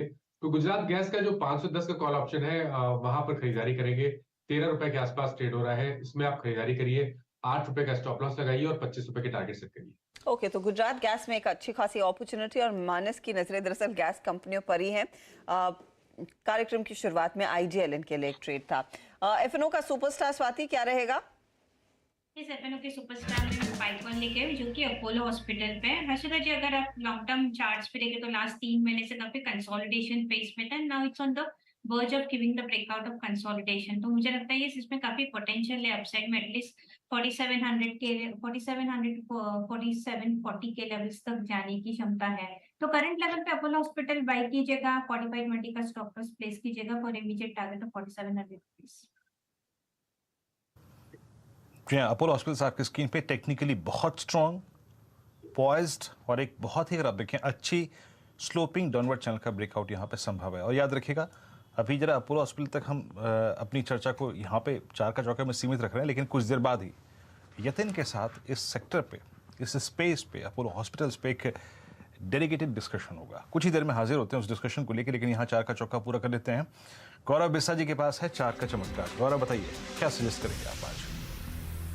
जैसे हमने कुछ देर पहले चर्चा की थी स्टेट बैंक की, तो मुझे SBI अच्छा लग रहा है और एक अच्छे मल्टी मंथ राइजिंग चैनल का एक ब्रेकआउट हमको देखने मिला है। वॉल्यूम पार्टिसिपेशन अच्छा था, अभी वहां पे रिटेस्ट हो रहा है और एक अच्छी कैंडल यहाँ पे हेल्दी कैंडल बन रही है। तो यहाँ पे मुझे लग रहा है कि एक बाइंग के मौके इमर्ज होंगे और चूंकि काफी स्ट्रॉन्ग अपट्रेंड में था तो ये सभी मेजर मूविंग एवरेज चाहे 55, 18 एंड 200 सभी एवरेजेस के ऊपर चल रहा है। तो ये काफी अच्छा संकेत है कि शॉर्ट टर्म से लेकर लॉन्ग टर्म के एवरेजेस के ऊपर चल रहा है और ट्रेंड इंटैक्ट है।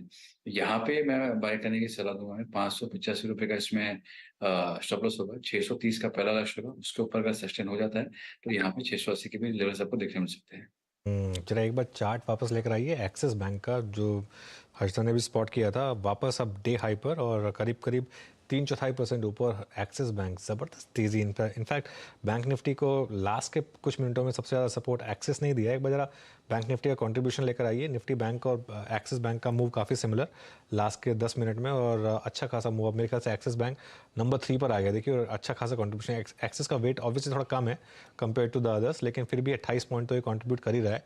और पहले खाली ICICI बैंक की वजह से आ रही थी तेजी, अब SBI और एक्सिस बैंक भी जुड़ते हुए। चलिए अब चार का चौका कंप्लीट कर लेते हैं और मयूरेश से जान लेते हैं मिड कैप फंडा। मयूरेश।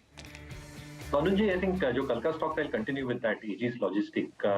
LPG लॉजिस्टिक्स और इंफ्रास्ट्रक्चर में जो एजिस है और सालों से और decadal experience, I think that is started to play fruit. पहली चीज आई थिंक जो इंपोर्ट सब्स्टिट्यूशन LPG को लेके till last year almost 16 million metric tons की इंपोर्ट सब्स्टिट्यूशन थी, जो अगले 5 से 6 वर्षों में ऑलमोस्ट 25 मिलियन टन होगी। अभी सरकार जैसे इंफ्रास्ट्रक्चर पे खर्चा कर रही है LPG पाइपलाइंस बनाने के लिए, स्पेसिफिकली आई थिंक जो उनकी पारादीप की पाइपलाइन निकल जाएगी कांडला से, one of the largest pipeline 2800 kilometre की पाइपलाइन है जो 8.3 मिलियन क्यूबिक मीटर्स की आई थिंक LPG ट्रांसपोर्ट कर सकती है। दूसरा आई थिंक इनका जो प्रेजेंस है मुंबई में हो, हल्दिया में हो, मैंगलोर में हो, ये सारी चीजों में आई थिंक जो LPG गैंट्रीज लग रही है, इंफ्रास्ट्रक्चर जो बिल्टअप हो रहा है, खुद कैपेसिटीज बढ़ा रहे हैं। इनकी लिक्विड डिवीजन में 1,75,000 किलोलीटर्स की कैपेसिटी बढ़ रही है और गैस में 1 lakh metric ton per annum.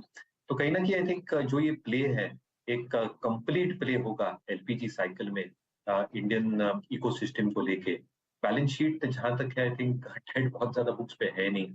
और जहां तक आरओईज आरओसीज का सवाल है, जितना केपेक्स से कर रहे हैं विद वोपैक टर्मिनल, जो गैस सोर्सिंग करते हैं इटोचू से, I think very very optimal in terms of input cost as well. तो मुझे लगता है, आई थिंक मार्जिन परफॉर्मेंस भी बेहतर रह सकता है और ये शायद अर्निंग्स और आरओईज में रिफ्लेक्ट होगा। तो मुझे लगता है, आई थिंक एजिस एक बहुत अच्छा विकल्प हो सकता है।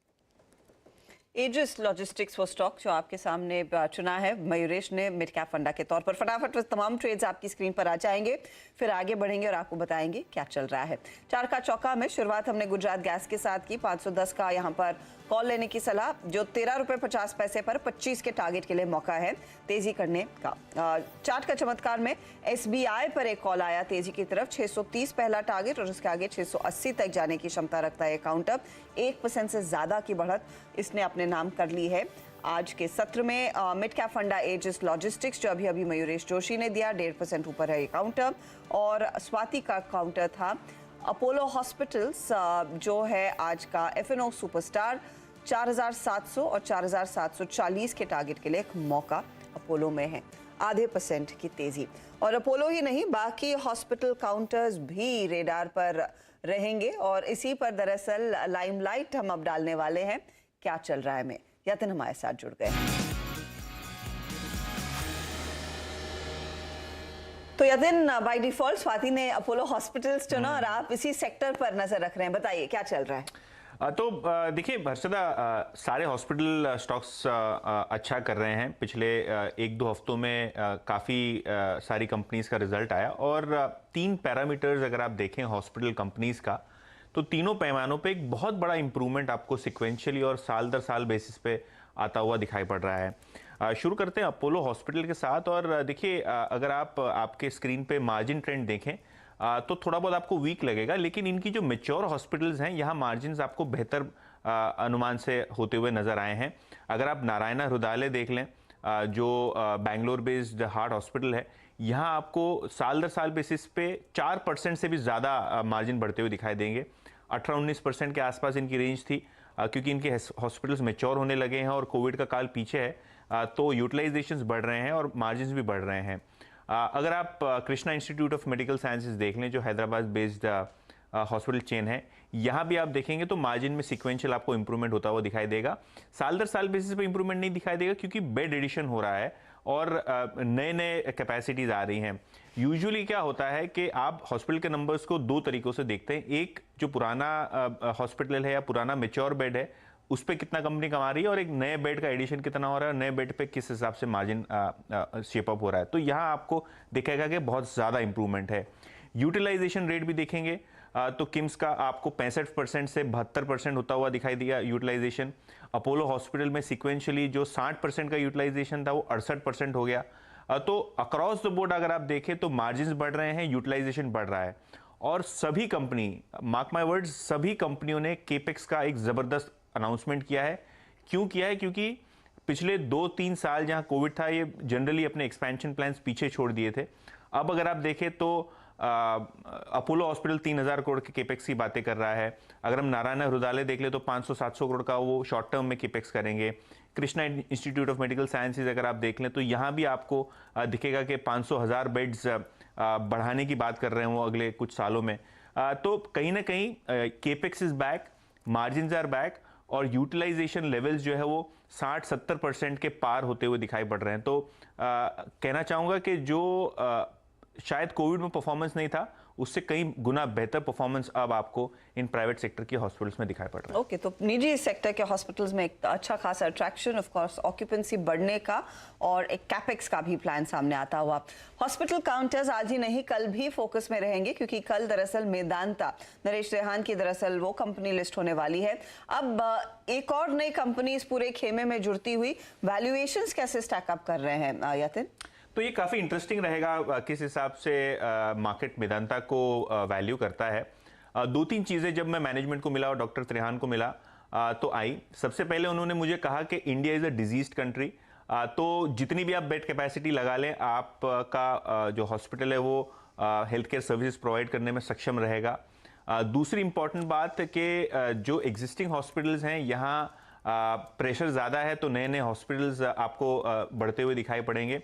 वैल्यूएशन के लिहाज पे अगर आप देखें तो ये ईवी एबिटा पे आपको 18-19 टाइम मिल रहा है, जबकि जो लिस्टेड प्लेयर्स है जैसे अपोलो हॉस्पिटल है, नारायण हृदयालय है, मैक्स हॉस्पिटल्स है, ये 25 से 30 टाइम ईवी एबिटा ट्रेड हो रहे हैं। तो कहीं ना कहीं अगर आप मेदांता की बात करें तो लोगों को लग रहा था कि शायद ये आईपीओ महंगा है, लेकिन आप अगर इसको नंबर्स के जरिए देखें तो शायद आपको ये स्टॉक सस्ता लगने दिखेगा। और एक सिल्वर लाइनिंग यहाँ ये है कि इन्होंने 2 हॉस्पिटल्स रिसेंटली अपने पोर्टफोलियो में ऐड किए हैं, सबसे पहला लखनऊ और दूसरा पटना, और ये दोनों ही हॉस्पिटल इन्होंने 1-1.5 साल के समय में ब्रेक इवन कर लिया। यूजुअली हॉस्पिटल्स को 3 महीने लगते हैं, 3 साल लगते हैं माफ़ कीजिएगा, ब्रेक इवन होने में या स्टेबलाइज होने में। तो ये 12-18 महीने में इन्होंने जो है नए हॉस्पिटल्स को ब्रेक इवन कर लिया। तो शायद मुझे लगता है एक प्रीमियम मैनेजमेंट को भी मिलना चाहिए, जहां तक कि मेदांता का सवाल है। तो काफ़ी एक्साइटिंग रहेगा किस हिसाब से कल ये लिस्टिंग होती है। बिल्कुल, और काफ़ी बड़ा नाम नरेश त्रेहान का, ऑब्वियसली एस्कॉर्ट्स के टाइम से जब वो एसोसिएटेड थे वहाँ से, और उसके बाद उन्होंने अपनी अलग से चेन स्टार्ट की। यतिन, शुक्रिया इस जानकारी के लिए। तो ये हॉस्पिटल स्टॉक्स की बात होगी। अब जरा फोकस करते हैं वापस मार्केट्स पर, और एक बार जरा लेकर आइए वापस बैंक निफ्टी का चार्ट, क्योंकि देखिए बैंक निफ्टी में ज़बरदस्त इस समय एक मूव आपको देखने को मिल रहा है। और इस समय निफ्टी जो बैंक निफ्टी जो है वो 42,318, मतलब सुबह का हाई क्रॉस किया, कल का हाई क्रॉस किया, और अब फ्राइडे का हाई जो था 42,345 अब उसकी तरफ जा रहा है। तो ये देखना होगा कि ये अब यहाँ पर इसको क्रॉस करता है या नहीं। ये थोड़ा सा फाइनेंशियल निफ्टी का भी एक इम्पैक्ट है। यहाँ पर एचडीएफसी बैंक और एचडीएफसी का चार्ट लेकर आइए इंट्राडे में। इंट्राडे में दोनों स्टॉक्स अब इस समय ज़बरदस्त तेज़ी दिखाते हुए, और यही एक रीज़न है जो last bit of buying I है वो एचडीएफसी बैंक की वजह से आई है। एक्सिस बैंक स्ट्रॉन्ग था, आईसीआईसी बैंक स्ट्रॉन्ग था, स्टेट बैंक ऑफ इंडिया में बाइंग थी, सिर्फ एचडीएफसी बैंक सेल कर रहा था, लेकिन वहाँ पर भी अब इंट्राडे में ज़बरदस्त तेज़ी आते हुए, तो ये एक क्लियर एक मोमेंटम दिख रहा है। 42,345 का ब्रेकआउट होता है कि नहीं, चलिए पूछ लेते हैं। श्रीकांत को भी जुड़ लेते हैं हमारे साथ। हर्षिता, श्रीकांत चौहान भी जुड़ गए हैं कोटक से। श्रीकांत जी, गुड आफ्टरनून। पहले तो एक बार जरा ये जो 2-3 स्टॉक्स हैं बैंकिंग स्टॉक्स, इन पर अपनी राय दे दीजिए। ICICI, HDFC bank, state bank of India, लग रहा है आपको ये ले जाएंगे बैंक निफ्टी को वापस न्यू हाई पर?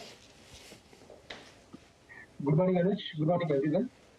देखिए, वैसे इस मार्केट में जहाँ पे रिस्क काफी कम होते हैं, वहाँ पे जो मार्केट होता है वो काफी ग्रेजुअली अपवर्ड शिफ्ट होता है, और उसमें जो स्टॉक्स होते हैं वो काफी सिलेक्टिव होते हैं। इस बार अगर आप देखें तो सबसे मैक्सिमम अगर किसी में अगर एक्टिविटी है तो वो बीएफएसआई में है, और ये मार्केट मुझे लगता है कि शायद पॉइंट वाइज आपको ज्यादा बढ़ते हुए ना दिखे, लेकिन गैप अप ओपनिंग में ये हमेशा बढ़ते हुए दिखेगा आपको। ब्रॉडली हमें लगता है यस, आज के दिन में एक अच्छा लीडरशिप प्राइवेट बैंक्स ने भी लिया है, और पीएसयू बैंक्स में जो कल वीकनेस थी वहां पे हमने करेक्शन या रिकवरी सॉर्ट ऑफ पैटर्न देखा है। तो हमें लगता है कि इस लेवल पे अगर 3 या 4 बैंक के ऊपर फोकस करें तो स्पेसिफिकली मुझे लगता है कि अगर प्राइमरीली अगर किसी को लेना है तो एक्सिस बैंक है जिसे लॉन्ग करके चल सकते हैं, क्योंकि ये स्टॉक अच्छा खासा करेक्टेड है पूरे रैली में। करंट लेवल से अगर इसे लॉन्ग करते हैं तो तकरीबन मुझे लगता है कि 858, 857 के करीब अभी ये ट्रेड कर रहा है, लेकिन पुल बैक में वापस एक बार 885 से लेकर 890 के लेवल्स कम से कम दिखा सकता है। तो वेरी शॉर्ट टर्म में मार्केट के साथ चलने के लिए एक्सिस बैंक काफी एक स्ट्रॉन्ग कैंडिडेट है, इसे लॉन्ग करके चले। 848 का स्टॉप लॉस रखें। साथ ही साथ लगता है कि आईसीआईसीआई बैंक ने भी काफी अच्छा एक double bottom sort of formation किया है, समवेयर क्लोज टू 890, 895, और आज के दिन में कल के हाई के लेवल्स को उसने क्रॉस कर लिया है। तो यहाँ पे भी एक पुल बैक ट्रेंड स्टार्ट हो चुका है, और ये भी स्टॉक 925 के लेवल्स दिखा सकता है।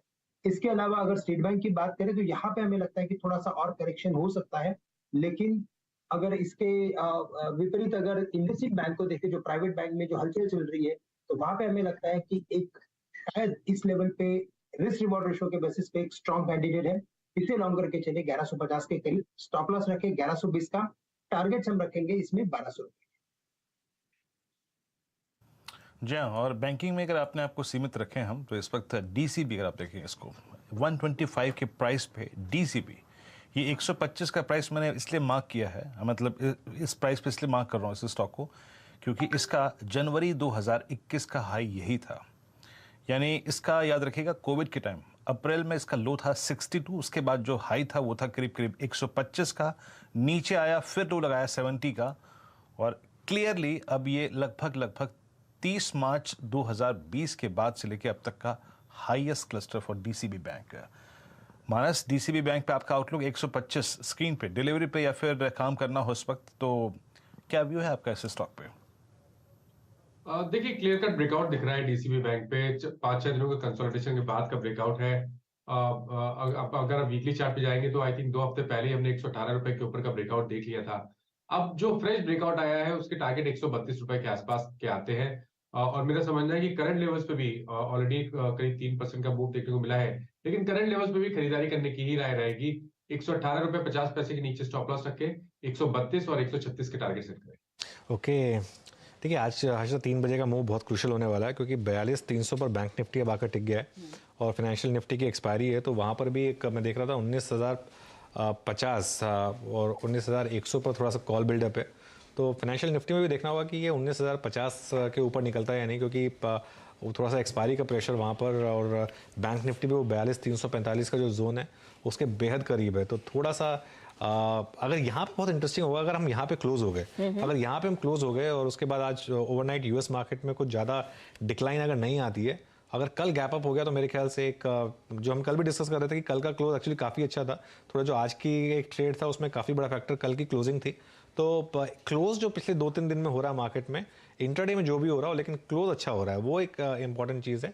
तो देख लेते हैं अगर 3 बजे के बाद ये मूव सस्टेन करता है कि नहीं। 3 बजे के बाद हम 42,345 बैंक निफ्टी पर निकाल पाते हैं और 19,050 19,100 का वो जो जोन है फाइनेंशियल निफ्टी पर, उसको निकाल पाते हैं कि नहीं निकाल पाते हैं। तो लीडरशिप के हिसाब से ये मार्केट के लिए बहुत पॉजिटिव होगा अगर हम ऐसा कर पाते हैं तो। लेकिन अगर वहाँ से वापस घूम गए फिर वही नील बटा सन्नाटा, फिर वापस आकर कल से फिर देखेंगे कहाँ मार्केट। वैसे आपकी बात करते करते 42,343 फिर से आ गया है। थोड़ी सी एक झलक उसकी दिखी थी, थोड़ी सी वॉलेटिलिटी अब बनती हुई, जैसे जैसे हम उस लेवल का ज्यादा जिक्र कर रहे हैं। अच्छा, 42,300 की जो कॉल एक बार मानस ने हमें सुझाई थी उसका जायजा ले लेते, क्योंकि 466 के आसपास ये ट्रेड कर रही थी। 42,300 वाली कॉल अब 470 पर आ गई, तो ऐसा नहीं है कि वहां पर बहुत तगड़ी तेजी देखने को मिली, लेकिन हाँ वो मोमेंटम बरकरार है। 750 का दरअसल टारगेट था। तो ये एक बहुत इंटरेस्टिंग मूव दरअसल आता हुआ निफ्टी बैंक पर लौटेंगे। एक और स्टॉक जो एनसीसी गौरव बिस्सा ने हमें सुझाया था उसको रिविजिट करते हैं। 78 के लेवल स्टॉक में दरअसल 7% का स्पाइक अब आपको स्क्रीन पर दिखाई देगा। बहुत तगड़ा वॉल्यूम एक्शन आज के सत्र में बनता दिखाई दे रहा है। तो यहाँ पर वो मोमेंटम और भी जोर पकड़ता हुआ ये काउंटर भी आपके रेडार पर होना चाहिए। अच्छा, एक बार श्रीकांत, ये आरवीएनएल, ये RailTel, IRCON, normally in stocks की हम बात ज्यादा नहीं करते हैं क्योंकि कैश मार्केट के काउंटर्स हैं, लेकिन जिस तरह की तेजी इन्होंने दिखाई है खासतौर से पिछले महीने में, वो काफी सराहनीय है। अब देखिए आज आरवीएनएल करीब 8% ऊपर है, 47% के गेन्स मंथली आधार पर, रेलटेल में 14% के गेन्स मंथली आधार पर, इरकॉन में 25% के तक की तेजी देखने को मिली है। तो एक महीने के चार्ट में अगर आप देखेंगे तो क्लियरली वो मूव दिखाई देगा। अब भी कोई स्कोप है इनमें पोजीशंस लेने का? हर्षदा, तो देखिए यहाँ पे हमें लगता है कि after very long time in सभी स्टॉक्स ने अपने प्रीवियस हाइस को या ऑल टाइम हाइस को क्रॉस किया है। रेलटेल की अगर बात करें तो रेलटेल अभी भी अपने हाई से काफी नीचे है, लेकिन अगर आरवीएनएल की अगर बात करें तो यहाँ पे हमने अच्छा खासा एक मोमेंटम देखा है और ऑल टाइम हाई क्रॉस करने के बाद, यानी कि 44 को क्रॉस करने के बाद 60 के करीब आ चुका है। मोमेंटम तो यही लग रहा है कि एक फ्रेश इंपल्स में आ चुके हैं और यहाँ से भी हमें और आने वाले कुछ महीनों में अच्छी खासी तेजी देखने मिलेगी। तो जो भी करेक्शन आए, हमें लगता है कि आरवीएनएल को बिल्कुल लॉन्ग करके चले। रेल में भी मुझे लग रहा है कि यहाँ से अगर लॉन्ग पोजीशंस बनाते हैं तो ये कम से कम वापस एक बार अपने इमीडिएट हाईएस्ट के आसपास, यानी कि 155 से लेकर 160 के लेवल्स ये भी दिखा सकता है। और साथ ही साथ अगर एसजीवीएन की अगर बात करें तो यहाँ पे भी अगर फॉर्मेशन देखें तो काफी लंबे कंसोलिडेशन के बाद का एक ब्रेकआउट है। तो यहाँ पे भी हमें लगता है कि अच्छी खासी तेजी बनेगी। यानी इन ब्रीफ अगर देखें तो जितने भी पीएसयू स्टॉक्स हैं वहां पे अगर आप डिलीवरी बेस्ड वॉल्यूम देखते हो और प्लस अगर आप इसका प्राइस पैटर्न देखते हो तो ये क्लियरली इंडिकेट करता है कि किसी ने काफी अच्छा खासा इन सब स्टॉक्स में इंटरेस्ट लिया है और आने वाले कुछ हफ्तों तक या कुछ महीनों तक हमें इनमें और भी रैली देखने मिलेगी। जी हाँ, ये रेलवे स्टॉक्स की अगर आप देखें यहाँ पर श्रृंखला को हर्षदा ने छेड़ा। आरवीएनएल आपकी स्क्रीन पे 29 करियर का इसका अब तक का हाई, और मेजर्स में आज अगर आप देखें बहुत ही बड़ा डाइवर्जेंस है। कुछ अगर आप देखें इस पे कुछ काउंटर्स बैकफुट पे हैं, लेकिन अगर आप टॉप ओआई गेनर्स को देखें आज 3.6% ओआई बिल्डअप हुआ है। Top OI gainers on the long side it's 4.2% Hind copper.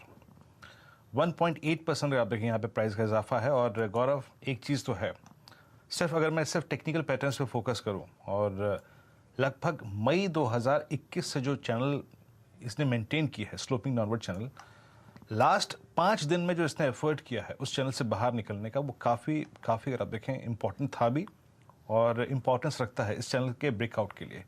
आपका मानना क्या है? इस वक्त मेरे स्क्रीन पे हिंद कॉपर, वेदांता सारे डी हाई पर हैं, but still out of these 3 सबसे clear sloping downward channel breakout इसी स्टॉक में है। आपका व्यू क्या है? काफी अच्छा एक पैटर्न इन्फॉर्मेशन हिंदू कॉपर में देखने मिल रहा है। ब्रेकआउट्स के कगार पे है और फॉलो बाइंग देखने मिल रही है।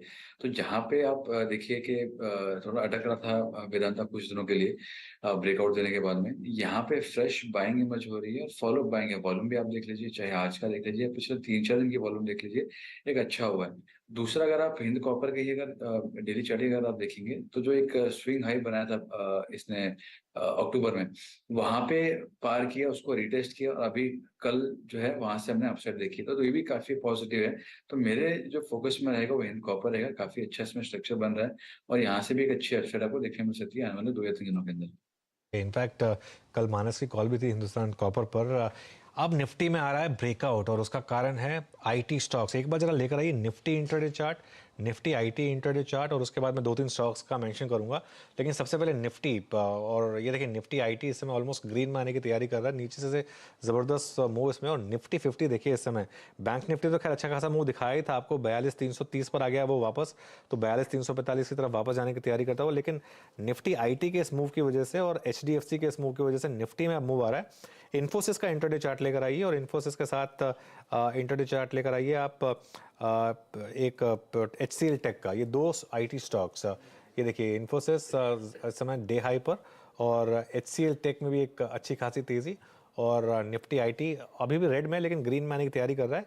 और HDFC में एक ज़बरदस्त मूव, वो शायद फाइनेंशियल निफ्टी की एक्सपायरी की वजह से, और 18,380 इस समय निफ्टी का इंट्राडे चार्ट। अभी इसने ये इंट्राडे हाई लगाया है निफ्टी का, आज का ये इंट्राडे हाई है 18,379। इनफैक्ट ये अब फ्रेश 52 वीक हाई भी हो गया। तो टेक्निकली मार्केट के लिए, निफ्टी के लिए आज था ये एक 52 वीक हाई है जिस पर हम आकर अब फ्रेश खड़े हुए हैं, और ऑल टाइम हाई से ज़्यादा दूर नहीं है। ऑल टाइम हाई 18,604 का है, तो 18,400 के करीब हम आते हुए।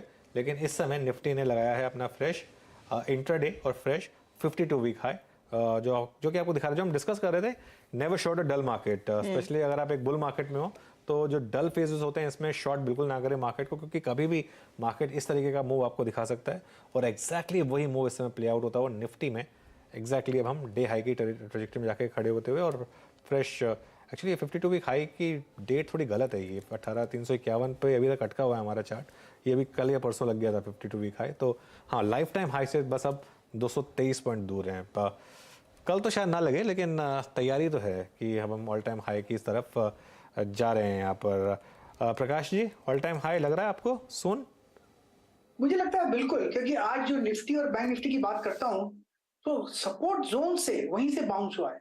18,000 तो स्ट्रॉन्ग सपोर्ट जोन है। मुझे लगता है all time high near by है, बस सस्टेन किया हुआ है 18,300। सो तो मेरे ख्याल से अप मूव ऑन है। यस, बिल्कुल। चलिए यतिन से पूछ लेते हैं इसकी मार्केट में डीलिंग रूम से उन्होंने कुछ सुना क्या, और उन्होंने इंडिविजुअल स्टॉक्स पर आपको जो चर्चा की है वो भी कर लेते हैं। Yatin, good afternoon. Good afternoon.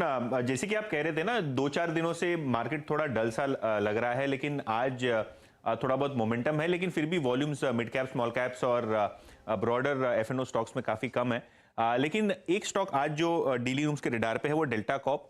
यहाँ BTST की एडवाइस वो अपने क्लाइंट्स को दे रहे हैं। आज ओपन इंटरेस्ट में 19% का एडिशन हुआ है, नवंबर सीरीज की मैं बात कर रहा हूँ। तो आज डेल्टा कॉप में काफ़ी एक्शन HNIs की तरफ से होता हुआ दिखाई दे रहा है। 232 से लेके 235 तक के लेवल्स यहाँ आ सकते हैं बहुत जल्द, ऐसा डीलिंग रूम्स का मानना है। इसके अलावा औरोबिंदो फार्मा, ऑब्वियसली यहाँ न्यूज़ की वजह से भी आपको थोड़ा बहुत स्टॉक में रिलीफ रैली दिखाई दे रहा है। स्टॉक पिटा हुआ है कमज़ोर नतीजों के बाद और 2-3 इश्यूज़ के बाद। लेकिन आज जो अनाउंसमेंट हुई है वो ये है कि जो इनका प्लांट स्टेटस था यूनिट 11, वो रिलीफ में है, क्योंकि जो ऑफिशियल एक्शन इनिशिएटेड प्लांट था वो अब वॉलंटरी इनिशिएटेड प्लांट हो गया है, जिसके कारण अब लगता है कि जल्द से जल्द API एक्सपोर्ट्स का कारोबार वो प्लांट से शुरू हो सकता है US मार्केट्स के लिए। और इसीलिए थोड़ा पोजिशनल बाय डीलिंग में उसमें क्लाइंट्स को सजेस्ट कर रहे हैं 520 से लेकर 530 तक के लक्ष्य के लिए। ओके, ठीक है यतिन, शुक्रिया इस जानकारी के लिए। यतिन ने बात की डेल्टा कॉर्प की, तो वो एक बार जरा ग्राफिक ले आते हैं। जो ओपन इंटरेस्ट बिल्डअप की यतिन ने बात की, उसकी वजह से ये अब 109% पर पहुंच गया है F&O पोजीशंस। तो आज शायद बैन में भी जा सकता है डेल्टा कॉर्प का शेयर, लेकिन करीब करीब इस समय अच्छा खासा मूव इसमें आता हुआ। बलरामपुर चीनी भी शायद बैन में चला जाए, 92% इसमें ओपन इंटरेस्ट क्रॉस होता हुआ। और PNB शायद बैन से बाहर आ सकता है, 83% पर PNB का पोजीशन आ गई है। 85% के नीचे आता है तो बैन से बाहर आ जाता है, तो PNB शायद बैन से बाहर आ जाए। लेकिन एक बार जरा निफ्टी वापस लेकर आते हैं। फ्रेश 52 वीक हाई, काफ़ी इंटरेस्टिंग मूव इस समय। और बैंक निफ्टी में वो 42,335, तो 42,345 हश्ता अभी भी अटका रहा है थोड़ा सा। वो मार्केट मेरे ख्याल से शायद उसको गैप के साथ ही क्लोज कर पाएगा। इंट्राडे में कोशिश तो की है निफ्टी ने, बैंक निफ्टी ने 2-3 बार आया है यहाँ पर, लेकिन वो एग्जैक्टली 42,345 पर ही जाके घूम रहा है। वो फ्राइडे का हाई था। जो लोग ये जानना चाहते हैं कि उसकी सिग्निफिकेंस क्या है, मैं क्यों बार बार उस लेवल का जिक्र कर रहा हूँ, क्योंकि वो एक लेवल था जो 341.75 से घूमा है। हाँ, 42,345.5 था एग्जैक्ट। वो बैंक निफ्टी का अभी तक का ऑल टाइम हाई है, करेक्ट, फ्राइडे को जो उसने लगाया था। और 42,342.9 से हम घूमे हैं एग्जैक्टली। चले तो देखिए, बस कुछ डेसिमल पॉइंट्स का ही दूरी है। अगर उस आज के हाई को हम पार कर देते हैं और वो फ्राइडे का हाई के पार निकलता है, तो सिग्निफिकेंस और थ्रस्ट तेजी का बनता हुआ। अच्छा, एक बार अमेरिकी बाजार के फ्यूचर्स पर नजर डाल लीजिए, वहां पर स्थिति क्या बन रही है। प्री मार्केट में डाउ फ्यूचर्स अब 129 पॉइंट ऊपर है, साथ ही साथ S&P फ्यूचर्स 22 पॉइंट ऊपर, और नास्डैक में फिर 100 पॉइंट तक की तेजी की तैयारी हो रही है। तो बहुत ही तगड़ा ट्रेंड देखने को मिल रहा है इस समय अमेरिकी बाजार के फ्यूचर्स से। तो एक और सेशन जहां पर अच्छी बढ़त आ सकती है। याद रखिएगा, कल के सत्र में थोड़ी सी मजबूती के संकेत थे और फाइनली हमने एक डाउन डे देखा था अमेरिकी बाजारों में। कैसे पढ़ें इन तमाम चीजों को, इस तरह के एक्शन को, हिमांग जानिए हमारे साथ है। हिमांग, एक और इंटरेस्टिंग सत्र जहां पर 2:30 बजे के बाद बहुत तगड़ी तेजी मार्केट ने पकड़ी है, निफ्टी बैंक, और ऑफकोर्स ये लार्जली हुआ है निजी बैंकों की अगुवाई में। इस मार्केट में क्या आपको लग रहा है एक डाउन डे में आप जैसे फंडामेंटल जानकारों को बड़े मौके मिल जाते हैं पोर्टफोलियो को और मजबूत करने के लिए? बिल्कुल, मुझे लगता है कि मार्केट थोड़ा डल है because events and news flow थोड़ा सा कम है। पर अगर आप ऑप्शन की आईवीज को देखें तो दैट इज आल्सो लो, और टिपिकली जब आईवीज कम होती है और फ्लोज पॉजिटिव होते हैं तब मार्केट गिरता नहीं है। तो मुझे लगता है कि थोड़ा सा sector rotation definitely at play है, बट ये मार्केट में काफी रेजिलियंस देखने को मिल रहा है और एक पॉजिटिव व्यू लेके चलना चाहिए। पर्टिकुलरली जो बैंकिंग स्टॉक्स है या जहां पे नंबर्स काफी अच्छे आए हैं, वो सेक्टर्स और स्टॉक्स में डेफिनेटली एक पॉजिटिव व्यू लेके एनी डिप या एक छोटा मोटा जो करेक्शन होता है उसको हमें बाइंग के तौर पे देखना चाहिए।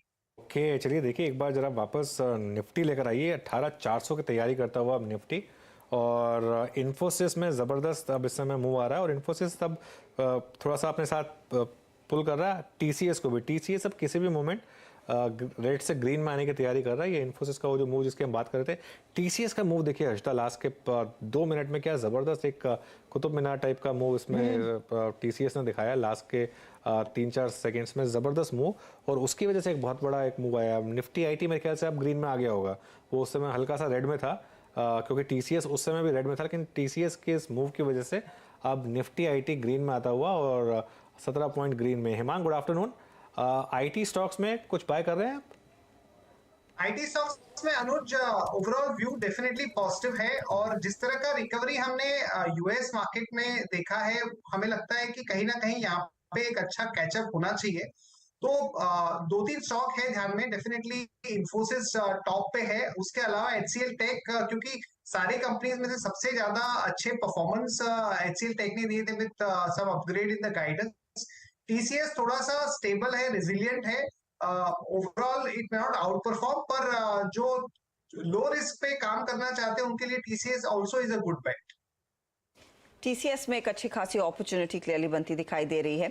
18,400 पर वापस लौटता हुआ निफ्टी, तो कल जहां से हम घूमे थे कल का हाई अब आपकी स्क्रीन पर और वो क्लोज साबित होता हुआ दिखाई दे सकता है। याद रखिएगा 69 अंकों तक की बढ़त देखने को मिली और बहुत तगड़ा ट्रेंड। इनफैक्ट क्रॉस सेक्टर्स, हम बैंकों की बात कर रहे थे, टेक्नोलॉजी अभी अनुज उसको मेंशन कर रहे हैं, लेकिन आप देखिएगा एशियन पेंट्स हो, आपका M&M हो, टाटा कंज्यूमर हो, इन सब काउंटर्स में पिछले आधे घंटे में अच्छी खासी तेजी उभर कर आई है।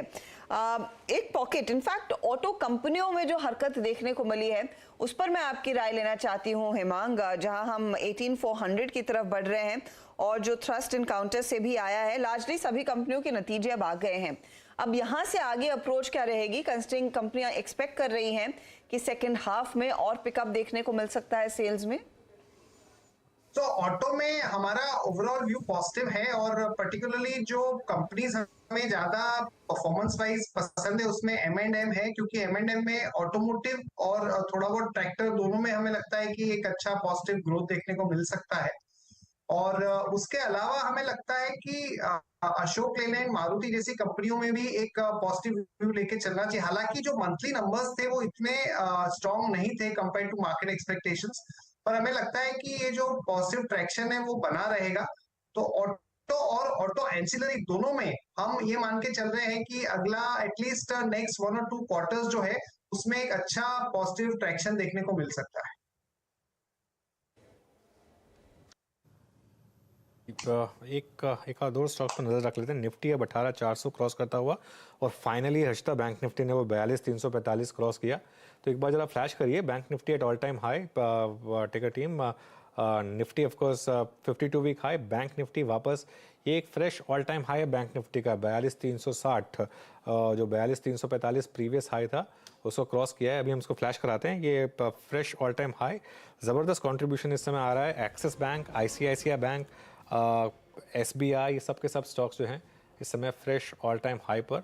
तो एक फ्रेश रिकॉर्ड हाई इस समय बैंक निफ्टी में लगता हुआ। एक दो और स्टॉक्स पर नजर रख लेते हैं। एशियन पेंट्स ज़बरदस्त मूव दिखाता हुआ। HDFC, एक बार जरा वो निफ्टी फाइनेंशियल सर्विसेज वापस लेकर आएंगे, जरा एक बार वो भी देख लेते हैं। वो 19,050 तो क्रॉस कर गया होगा, 19,100 क्रॉस कर पा रहा है कि नहीं कर पा रहा है वो जो वीकली ऑप्शंस एक्सपायरी के दिन, लेकिन 19,082, तो खैर 19,100 शायद ना क्रॉस कर पाए, लेकिन 19,050 ने क्रॉस किया और फ्रेश ऑल टाइम हाई लगाकर बैंक निफ्टी अब यहाँ पर ट्रेड कर रहा है। भारती एयरटेल एक और स्टॉक है जिसमें एक ज़बरदस्त तेज़ी आप देख रहे हैं। इनफैक्ट पूरा का पूरा मूव जो है वो लार्ज कैप स्पेसिफिक है, मिड कैप में कोई खास एक्शन नहीं है। एडवांस डिक्लाइन तो अभी भी डिक्लाइंस के फेवर में है, लेकिन एक जो इंडिविजुअल लार्ज कैप्स हैं हर्षिता, उनमें ज़बरदस्त मूव है। आप मूव्स देखिए इस समय, टेक महिंद्रा का एक बार मूव देखिए इंट्राडे, एक बार इंट्राडे मूव देखिए आप। इवन TCS का वापस अब TCS ग्रीन में आ गया है, उस समय रेड में था।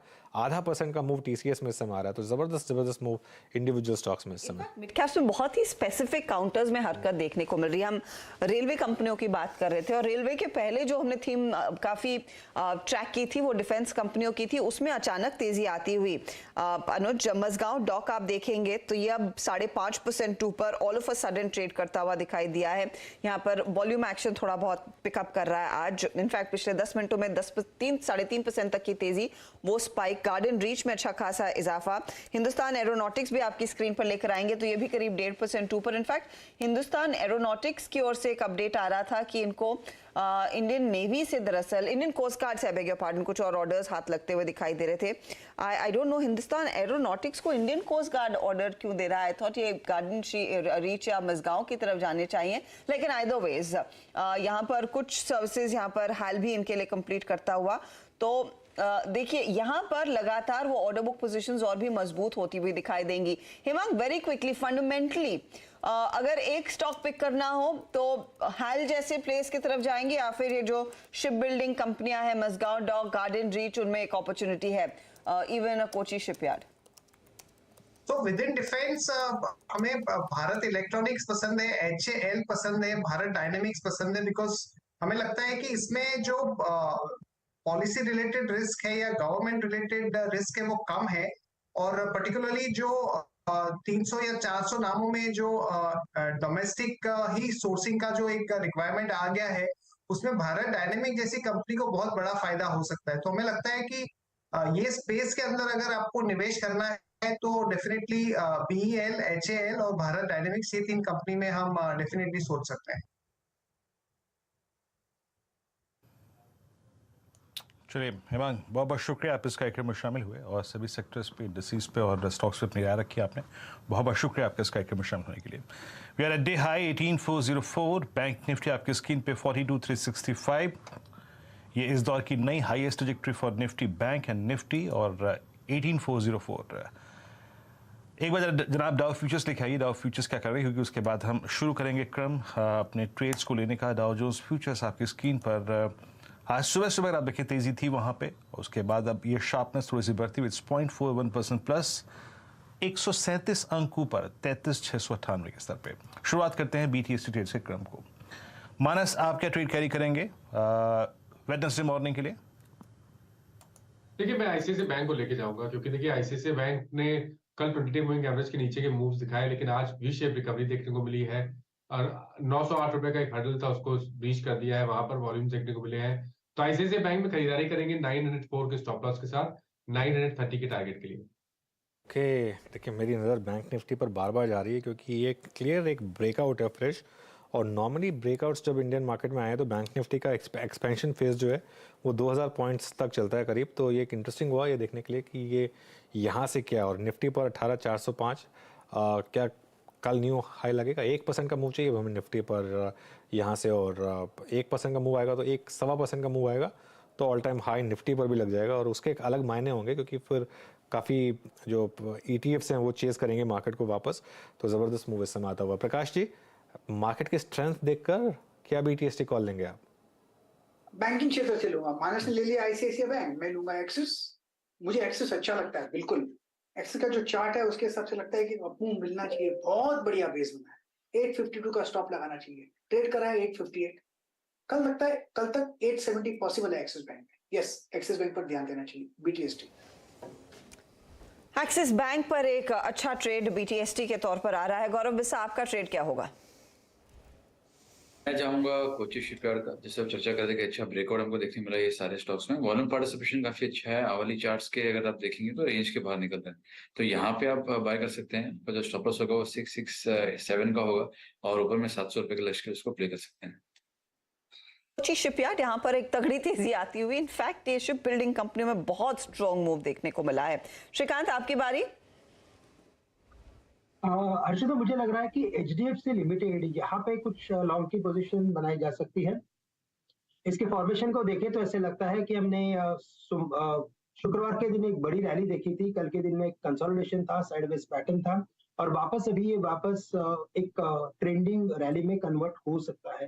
तो करंट लेवल से अगर HDFC लिमिटेड को अगर लॉन्ग करते हैं तो स्टॉप लॉस हम रखेंगे यहाँ पे 2650 रुपए का, यानी कि 25 रुपए का स्टॉप लॉस रखें। टारगेट्स रखें 2725 से लेकर 2740। अच्छा, HDFC के वारंट्स काफ़ी लिक्विड नहीं है, लेकिन आई डोंट नो हम उसको दिखा पाएंगे कि नहीं, लेकिन 2 दिन से वो सर्किट लगा रहे हैं, तो वो भी काफ़ी इंटरेस्टिंग मूव। लेकिन HDFC में तो एक क्लियर कट ब्रेकआउट आपको विजिबल है।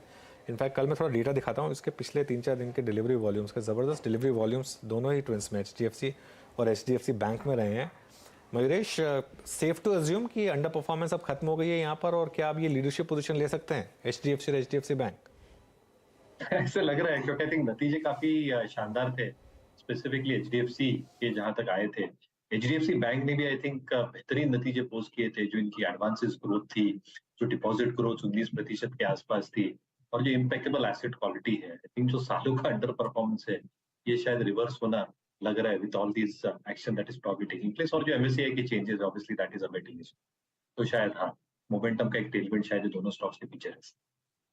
क्या होता है, आप स्टॉक से न्यूज़ पढ़ते हैं तो आपको रियलाइज़ नहीं होता कि वो 1 महीने बाद इतना बड़ा फैक्टर हो जाएगा। आपने वो HDFC याद होगा, आप हमने डिस्कस किया था कि इसको किस लेवल पर डिस्कस करें। वो जब वो कंसल्टेशन पेपर की बात हुई थी कि MSCI से का जो फैक्टर की बात हो रही थी कि हाँ। जब मर्ज्ड एंटिटी केस में क्या रूल चेंज होना चाहिए या नहीं होना चाहिए, और देखिए कैसे सब स्टार्स अलाइंड हुए। अब ये मतलब क्या ये HDFC ग्रुप इसकी वजह से सब हुआ, या मतलब जो भी है NSE का वो पेपर, उसके बाद MSCI का वो प्रेस रिलीज आना जिसमें उन्होंने बोला कि हम रूल चेंज कर रहे हैं, और उसके बाद आप लगातार आप बाइंग देखिए HDFC और HDFC बैंक में पिछले 3-4 दिन में क्या ज़बरदस्त हुई है। और कई बार लोग 1 महीने का मूव देख के घबरा जाते हैं। मैंने एक जो डेटा प्रेजेंट किया था 3 साल का मूव देखिए आप, 3 साल में HDFC बैंक का as on last Friday 26% move किया था, आईसीआईसीआई बैंक 170%।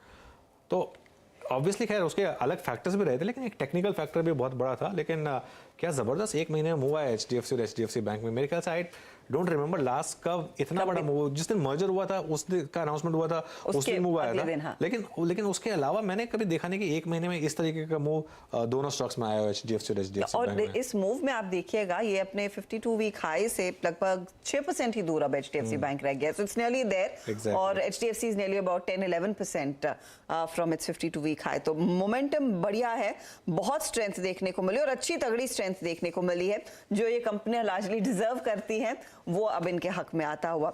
आखिरी 10 मिनट बचे हैं, तो एक दो ट्रेड्स आपकी स्क्रीन पर रखते हैं और उस पर देखते हैं हमारे जानकार कोई ट्रेड लेना चाहेंगे या नहीं। अच्छा, अपोलो हॉस्पिटल्स जिसका हम जिक्र कर रहे थे 1.5% ऊपर जाकर टिक रहा है, इसमें आधे % की और तेजी जुड़ गई है।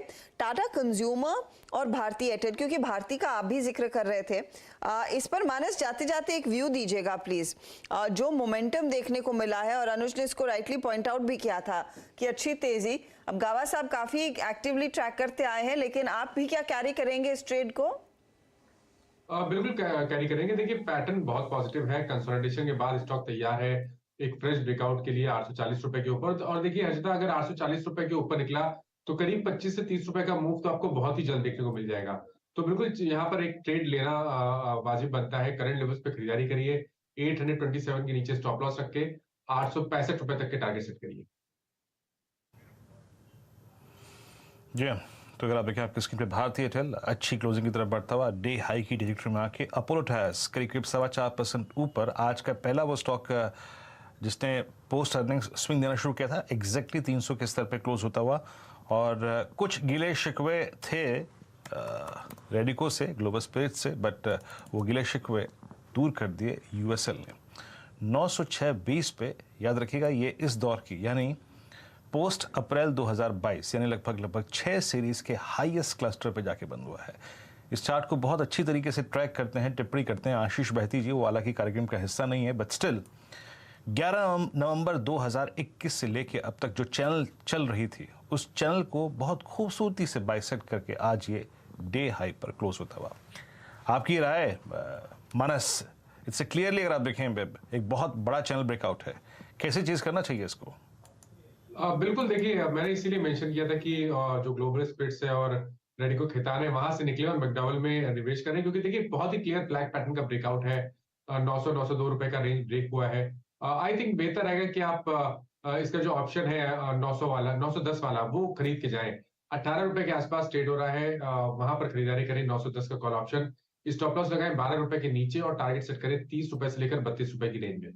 चलिए, मैं एक बार थोड़े डेटा देखने की कोशिश कर रहा था, क्योंकि बैंक निफ्टी ने अभी क्रॉस किया 42,400 और निफ्टी अब क्रॉस कर रहा है 18,423। एडजस्टेड क्लोजिंग देखते हैं कहाँ होती है, लेकिन अगर इस लेवल से अगर हम गिने तो अब एग्जैक्ट 1% का मूव चाहिए निफ्टी को अपना ऑल टाइम हाई लगाने के लिए। अच्छा, मैं डेटा देख रहा था ऑप्शंस के, बैंक निफ्टी पर तो कोई कॉल राइटर है ही नहीं, किसी की हिम्मत ही नहीं है कि किसी भी लेवल पर कोई कॉल राइट करे, क्योंकि हर्षिता बैंक निफ्टी में एक बार जब इस तरीके के मूव आने शुरू होते हैं तो उसके बाद वो रुकता नहीं है। और इसके लिए मैं ऊपर देख रहा था, ऊपर किसी भी लेवल पर मुझे कोई सिग्निफिकेंट कॉल राइटिंग यहाँ पर दिख नहीं रही है। और निफ्टी में जो बात थी कि 18,400 और 18,500 पे जो अग्रेसिव कॉल राइटिंग हुई थी, एक बार जरा 18,400 और 18,500 की कॉल्स एक बार वापस देख लेते हैं। और मेरे ख्याल से थोड़ी सी इसमें यहाँ पर अब अनवाइंडिंग स्टार्ट होनी शुरू हो गई। 18,350 की कॉल में तो स्टार्ट हो गई है और थोड़ी बहुत 18,400 की कॉल में भी अनवाइंडिंग हुई है। अब 86 रुपये इसका प्रीमियम पहुंचता हुआ और 18,500 की कॉल में भी हल्की सी अनवाइंडिंग आप क्लियरली यहाँ पर देख रहे हैं। तो एक ज़बरदस्त मोमेंटम इस समय, ये बहुत ही स्ट्रॉन्ग क्लोज है मार्केट की। और इसी तरीके से देखिए आपको मार्केट को अप्रोच करना है कि जब भी मार्केट में कंसोलिडेशन या एक डल फेज खत्म हो, उसके बाद बड़ा पैसा जो है वो बाय ऑन डिप्स पे ही बनेगा। इंट्राडे में शॉर्ट ट्रेड कभी कभी आपको मिलेंगी, जैसे आपको कल मिली थी भले ही, लेकिन अगर आपको बड़ा पैसा बनाना है इस मार्केट में तो ट्रेंड के साथ ही रहिए, या तो फिर पोजिशनल ट्रेड लेकर बैठ जाइए। 3-4 दिन हो सकता है आपको शांत बैठना पड़े। अब देखिए, किसी ने अगर फ्राइडे की हाई पे भी लिया बैंक निफ्टी, उसका भी आज पैसा बन रहा है। ये वो फॉरगिविंग मार्केट है, जो एक बुल मार्केट एक फॉरगिविंग मार्केट होती है, इसमें आप जो मर्जी खरीद लें, मार्केट आपको बेल आउट करता ही करता है। एक और चीज़ होती है, मैं एक टर्मिनोलॉजी यूज़ करता हूँ कि buy your regrets in bear market and sell your errors in bull market। तो अगर एक बड़ी बुल मार्केट में आपने कुछ एक प्रीवियसली ख़राब स्टॉक्स ले लिए थे जो अब चल रहे हैं, तो उनसे बाहर निकलने की कोशिश करिए और डिक्लाइंस में अच्छे स्टॉक्स लेने की कोशिश करिए। लेकिन जिस तरह के ट्रेड्स आज दिखे हैं, ये तमाम वो काउंटर्स हैं जहां पर पोजीशंस लोग अपनी और भी जोड़ते हुए दिखाई दे रहे हैं। क्लियरली एक अनप्रेसिडेंटेड स्विंग निफ्टी बैंक में आया और देखिए हम 42,400 के ऊपर ही क्लोज करते हुए दिखाई देंगे, फिर उसी के आसपास, और 18,400 के ऊपर तो क्लोज आज के दिन बनता ही है, जो 92 पॉइंट्स की तेजी देखते ही देखते मार्केट ने अपने नाम कर लिए। याद रखिएगा कार्यक्रम की शुरुआत में एकदम सपाट था और कोई सेकंड गेस नहीं कर रहा था कि इस तरह की रिकवरी देखने को मिलेगी। आखिरी 4 मिनट वीरू, तेजी मंदी के ट्रेड के लिहाज से कोई खास स्पेसिफिक स्टॉक जिस पर नजरें बनती हैं इस समय? मैं देख रही हूँ हिंडाल्को, एशियन पेंट, सब में निचले लेवल से पोजीशंस और मजबूती की आ रही हैं। जी हाँ हर्षदा, लेकिन मैं शायद अगर ऑप्शंस के लिहाज से बात करता तो इट वाज यूएसएल। और एक और चीज़ हर्षदा, आई मीन जिस ट्रेजेक्ट्री में देखिए अपोलो पे बात काफ़ी हो गई, अपोलो हॉस्पिटल्स, शायद इस स्टॉक की एक कॉल पकड़ना सबसे वाजिब होगा। ये प्रश्न मैं आई थिंक पूछ लेता हूँ एक बार मानस से। मानस, डायरेक्टर साहब, 4700 की कॉल अपोलो हॉस्पिटल्स की रखिएगा, क्योंकि ये लगभग 5 अगस्त के बाद की अब तक की अपनी सारी ट्रेजेक्ट्री क्लोज कर रहा है और एक इवेंट भी है। तो मानस, 4700 कॉल अपोलो, ये क्या ग्रैब करनी चाहिए? बिल्कुल, देखिए 4700 कॉल ऑप्शन या 4650 दोनों चॉइस है आपके पास।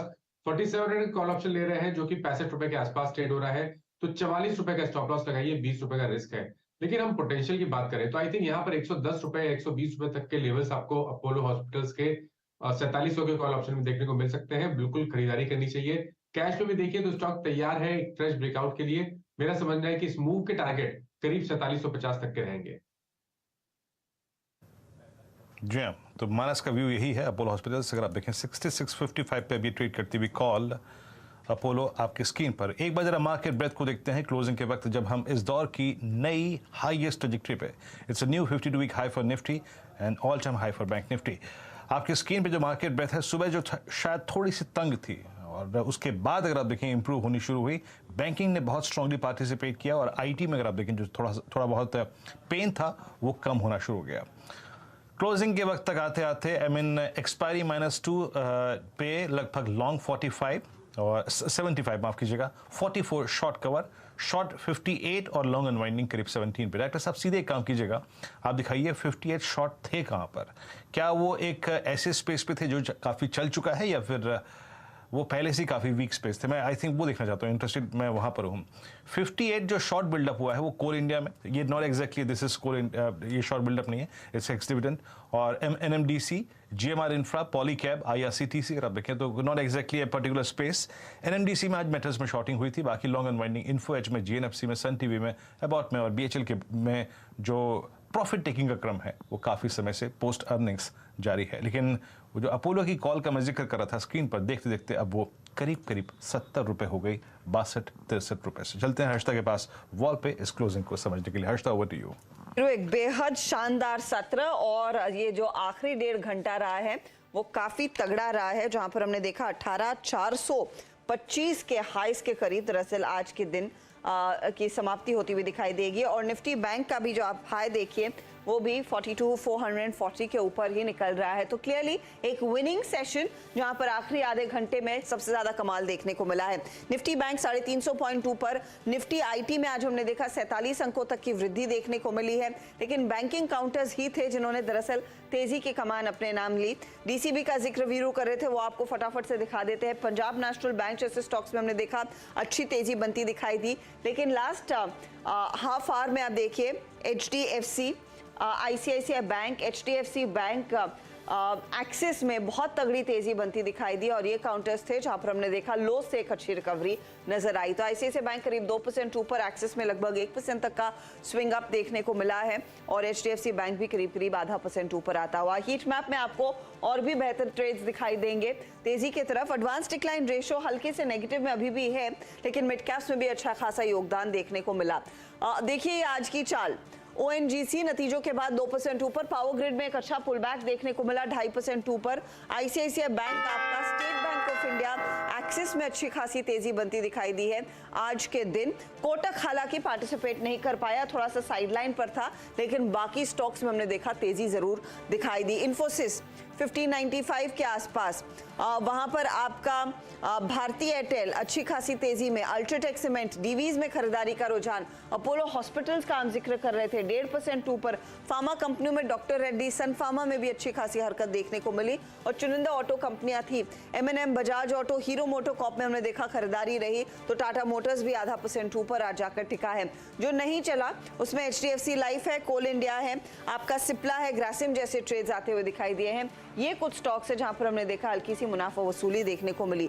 कुल मिलाकर 90 पॉइंट की बढ़त, और जैसा हम अंदाजा लगा ही रहे थे 18,400 के ऊपर आज का क्लोज आपकी स्क्रीन पर साफ दिखाई दे रहा है। एक शानदार सत्र, और निफ्टी बैंक भी हाईस पर ही बंद होता हुआ 42,438 तक के लेवल्स यहां पर बनते दिखाई दिए। एक विनिंग सत्र आज के दिन। चलिए देखते हैं आशीष और फिर नीरज के बीच का जो मुकाबला रहा उसमें किस तरह के ट्रेड इन्होंने पकड़े और कहां पर सबसे ज्यादा एक्शन बनता दिखाई दिया। तो आशीष की टीम में एक NMDC शॉर्ट साइड का ट्रेड था, लेकिन अपोलो टायर्स नंबर्स के बल पर 4% ऊपर, मार्क्सन्स के नंबर्स अच्छे और ONGC का भी प्रदर्शन काफी बढ़िया रहा। तो ये सभी तेजी वाले ट्रेड्स साबित हुए हैं आज के लिए। इसके साथ नीरज ने इन्फोएज, GMR, IRCTC पर एक मंदी का ट्रेड रखा था। ग्रीव्स कॉटन नंबर्स के बल पर तेजी में रहा। इनफैक्ट इंट्राडे में तो 4% से ज्यादा की बढ़त देखने को मिली। फाइनल क्लोज करीब 3% की बढ़त पर आ रहा है। कुल मिलाकर आज का सत्र शानदार, 18,400 के पार निफ्टी और 42,372 के लेवल्स पर निफ्टी बैंक टिकता हुआ। वीरू, कल के लिए फिर एक्साइटमेंट और भी है, क्योंकि यूएस के फ्यूचर्स भी इशारा कर रहे हैं कि नैस्डैक के लिए एक और 100 पॉइंट की तेजी का दिन रहेगा। जी, और हर्षदा देखिए, जब कल की क्लोजिंग हुई थी सबसे स्ट्रॉन्ग ग्रिप लिया था 3 कॉल राइटर्स ने, 18,400, 500, 600, और पुट राइटर थे 300 पे। तो आप एग्जैक्टली पुट राइटर के जोन से पुल बैक देके कॉल राइटर्स के जोन को पेनिट्रेट करके गए, तो 400 के ऊपर ही क्लोजिंग वाकई इंटरेस्टिंग और मजबूत क्लोजिंग मानी जाएगी। चलिए फिर कल इन्हीं स्टैट्स के साथ, सर्कमस्टेंसेस के साथ, वॉल स्ट्रीट पे क्या हुआ, stocks and news, global markets, Nifty bank पे आपकी अप्रोच, इन्हीं सब के साथ फिर होगी मुलाकात सुबह 7 बजे हर्षदा और मेरी और आशीष और नीरज जी की मॉर्निंग कॉल में। तब तक के लिए नमस्कार।